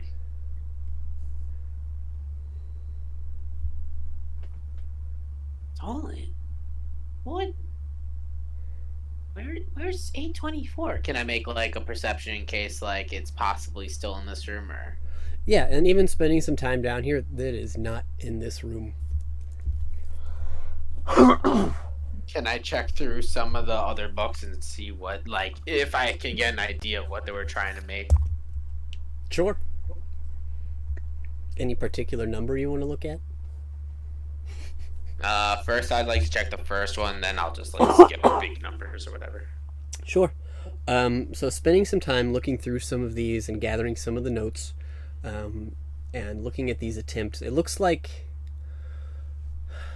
So looking at it, looks like there's sketches, designs, a bunch of formulas and equations written, trying to math their way through, sometimes different incantations. Maybe they were trying to use spells to craft or create whatever it is they were working on.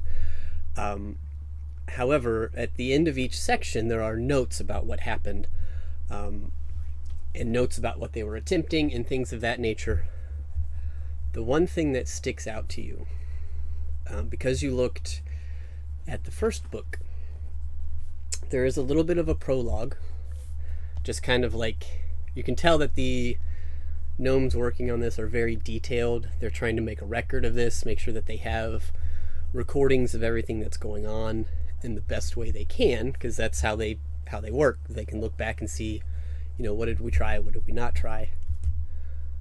You see, the preface of book number 1 talks about it basically bold headlines.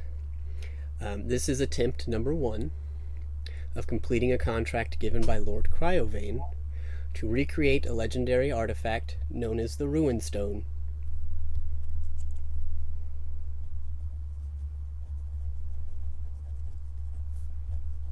Wait, okay, now are you talking about the Cryovane, the one that you killed, or are you talking about Lord Cryo? Lord Cryo. Okay, here's a... Sorry, not Cryo. I'm like, Lord Cryo. I'm like, he was here. Yeah, Crap. no, Lord Cryo. Okay. And what were they making? Sorry about that. That part I just forgot. They were making an attempt to make a what? A Ruin Stone.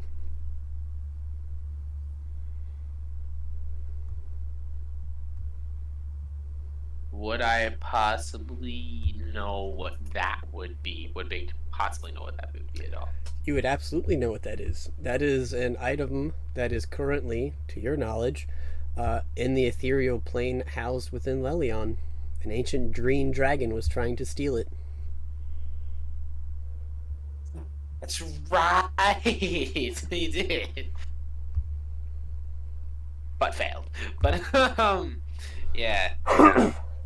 Yeah, as a matter of fact, you touched it and got knocked unconscious, I think. Yeah. Yeah, That was a rough day. Yes, you know exactly what a Ruin Stone is. And some of the additional notes on this are talking about how it was lost to time and seemed to no longer be on this plane of existence. And so that is what arose the need to try and create a new one. So I know what this thing can do, and I'm like, Oh boy.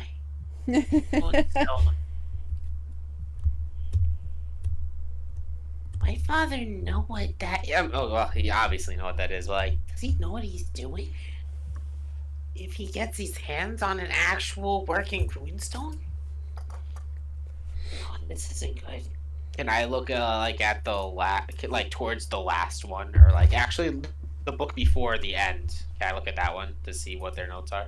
Yeah, 823. Yeah, 823.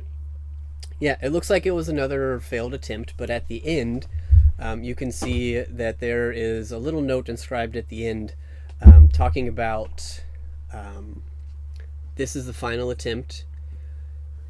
However, it has been brought to our attention that ancient texts regarding the original creation of the Ruin Stone have been found. Lord Cryo will be delivering them.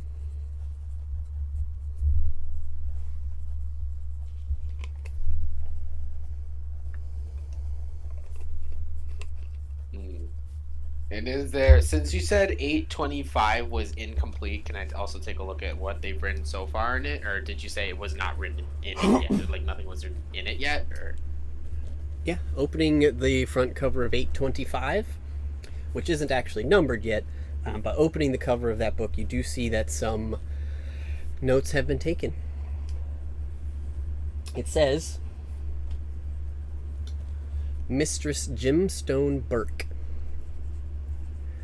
has stolen the ancient texts regarding the original creation of the Ruin Stone.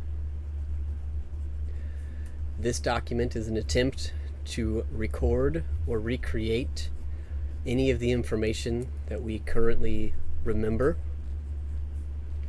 in essence of trying to complete the project without the official texts that were stolen. so Jimstone Brook stole book 824. Yep. And you know that Jimstone, or Jim, is your mother. Okay, you said. Oh, I thought you said Jim. Okay, Jen Stone. Okay. Yeah, Gem, like a gemstone. Oh, Gemstone, Yep. not Jen. Gem. Yeah. I was like Jen. I'm like the elf. I'm like, yeah. Okay, so Gemstone. Got Yeah, it. yeah. Your mother's first name is Jim Stone, but she goes by Jim, Gem. So she stole the manuscripts as to how to make a runestone. So did she? So did. Okay, so you're saying the original's not 824, but the original made them go through all of the. Wait. So what you've gathered is they had very little information on how to make a ruin stone. Yes. So they tried 823 times. Uh-huh. And then somebody found an ancient text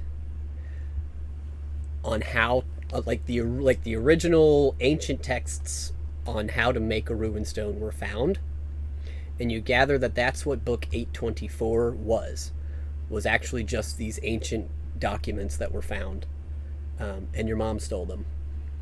Got it. I was just making sure because it was like they wrote in these, and I thought it was like a printout of it. I'm like, okay, so number 824 book, they basically just put the text inside the book, and she stole it. Okay. Yeah, you gather there wasn't, like, looking at where book 824 would be, you gather it probably wasn't like the other books. They probably stopped at 823, and quote-unquote 824 was just this ancient textbook they found instead of one of their numbered books. Yeah.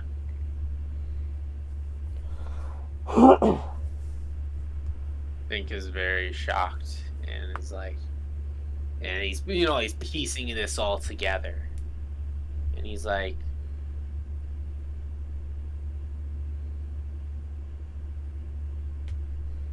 wait,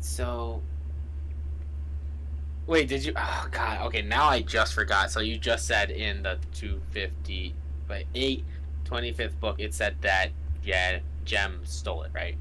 Yeah, book 825 essentially Just told him that. Okay, Yep. okay. says that the Wait, ancient texts were stolen by Jim. Wait, Mother stole the books? But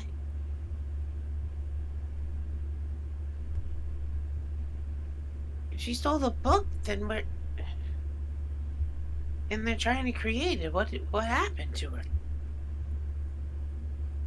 No one knows they're looking Because- for her. Fink is just baffled and he's just confused. He doesn't take book to blah blah. I keep thinking to 825. But he'll remember this, and he's gonna. This time he's gonna step out of the room, especially so that at least nobody knows that he's been in that room. So like, there's no coincidence that 2 rooms are unlocked. Yep.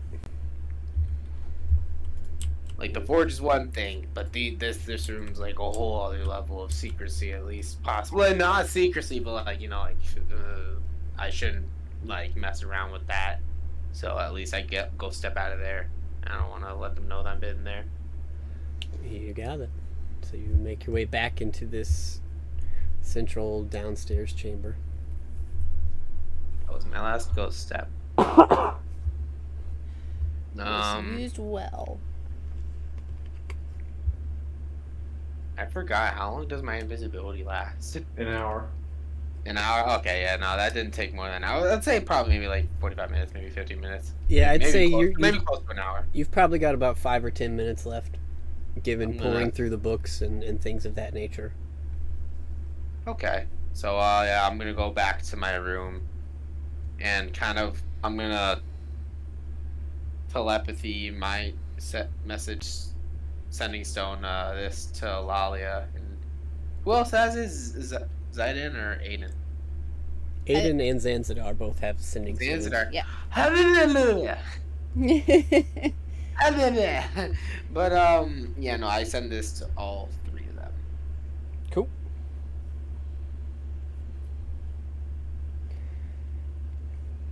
At this point, it's just about 1 a.m. Everybody is still awake from all the fireworks. I was gonna say but the fireworks stopped. the fireworks are now.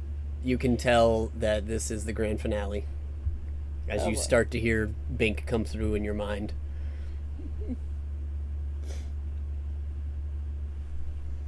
Hey guys, apparently, my mother stole this book for recreating,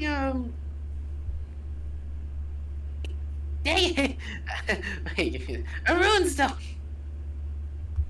They're trying to create a rune stone.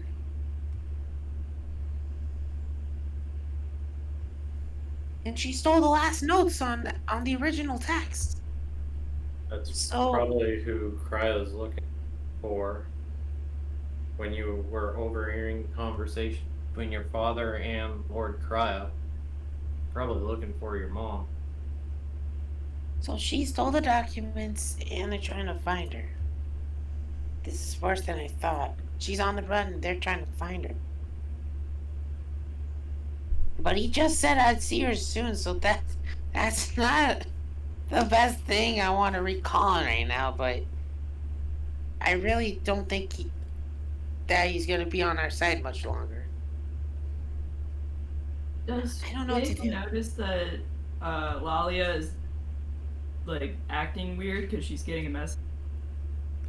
If I wasn't sure, is Fig sleeping in the stable with Lalia? Well, yeah. Okay. Ghost button on. Then then she would probably be doing the whole Bink says that oh hold on, the big chunk is bear with me. Like something about his mom took some pants. Wait, no, papers. Like I think it's like scribbling it down in the dirt. right.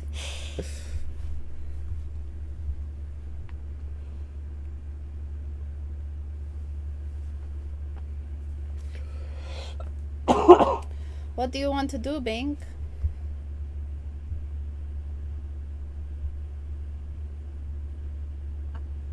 First, let's get some sleep. Because I don't think he'll do anything to us tonight. I think he's trying to keep it under wraps. For now, at least. Yeah, I would say let's get some sleep first before we do anything tomorrow. We're gonna have to find my mother. One way or another. Alright. Sounds good. I wish you all good night. I'll see you in the morning. Good night, Bink. Good night! Lalia! Alright. Alright. So you're all lying in your beds for the evening. Fireworks are done. You still hear some tunes, some celebration out in the square. You gather that these gnomes, I mean, given the fact that you were told that there are boom booms every night, that this is probably pretty par for the course. that they're going to be up for a while. But you all start slipping off into sleep. Bink. I'd like you to make a wisdom saving throw. Oh boy. Dun, dun, dun. Save. Or is this a save? Is this an advantage or? It is advantage, but I will tell you, it feels like somebody is trying to poke into your mind. I also have the mind ring on. I do have that on. Yep. But go ahead and make the save without advantage or disadvantage for me, because this is more to tell you something versus whether this spell works. Yeah, got a natural one. Okay. I'm so happy. Wait, no, that was without actually. Oh, huzzah! Well, roll a straight roll for me. Since you rolled a disadvantage one on that, I just want a straight roll. 14. Okay, cool. That'll split the difference between your disadvantage one, anyways. So, Same thing, anyways. I Yeah. did roll a 1 and a 14, so Yeah. So your mind tells you that this force that is trying to reach into your mind right now, it has touched your mind once before, and it was just before you put the ring on. So if you'd like, you can let it in, or you can keep it blocked. being collected in. Yay. Okay. You see in your mind for a brief second the image of your mother again. And you just hear, not quite panicked, but in quick words, "Bink, my baby boy. I'm so excited to hear you're alive. But you must leave. Your father is not himself. It's not his fault.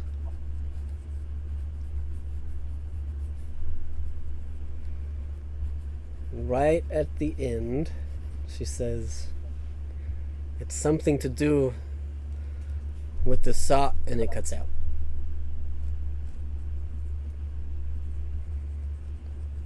You cut out there. What'd you say? Exactly.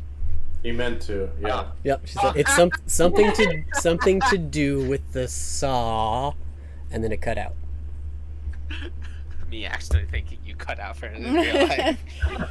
I did a good job. Bink's like, Mom, the call dropped. Repeat. I didn't hear what you said. That's Get a louder. better reception.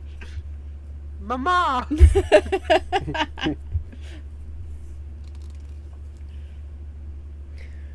And then you all awake, having completed a successful long rest.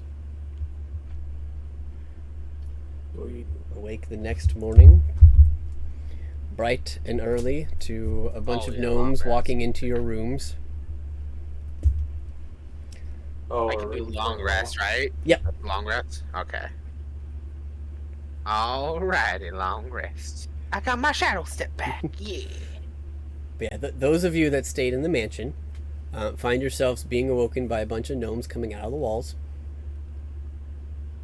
Morning, sleepyheads! It's breakfast time! yeah. Bake is just like actually used to that. He totally remembers that when he was like 5 years old in the mansion. Yep. Those of you that slept in the stalls are awake if you want to be, but nobody comes to wake you up. Lalia is usually an early riser, but with those fireworks, she probably Yeah. slept in a little bit.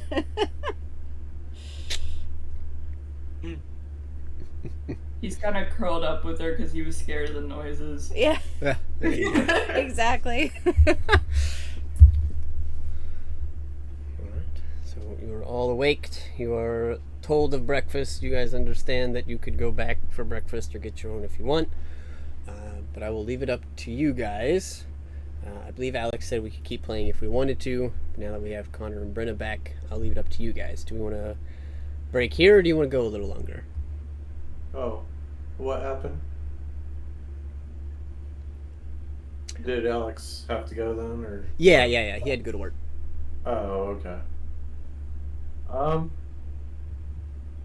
I don't care one way or another. I'd say it's up to Bink. Yeah. What do you want to do, Xavier?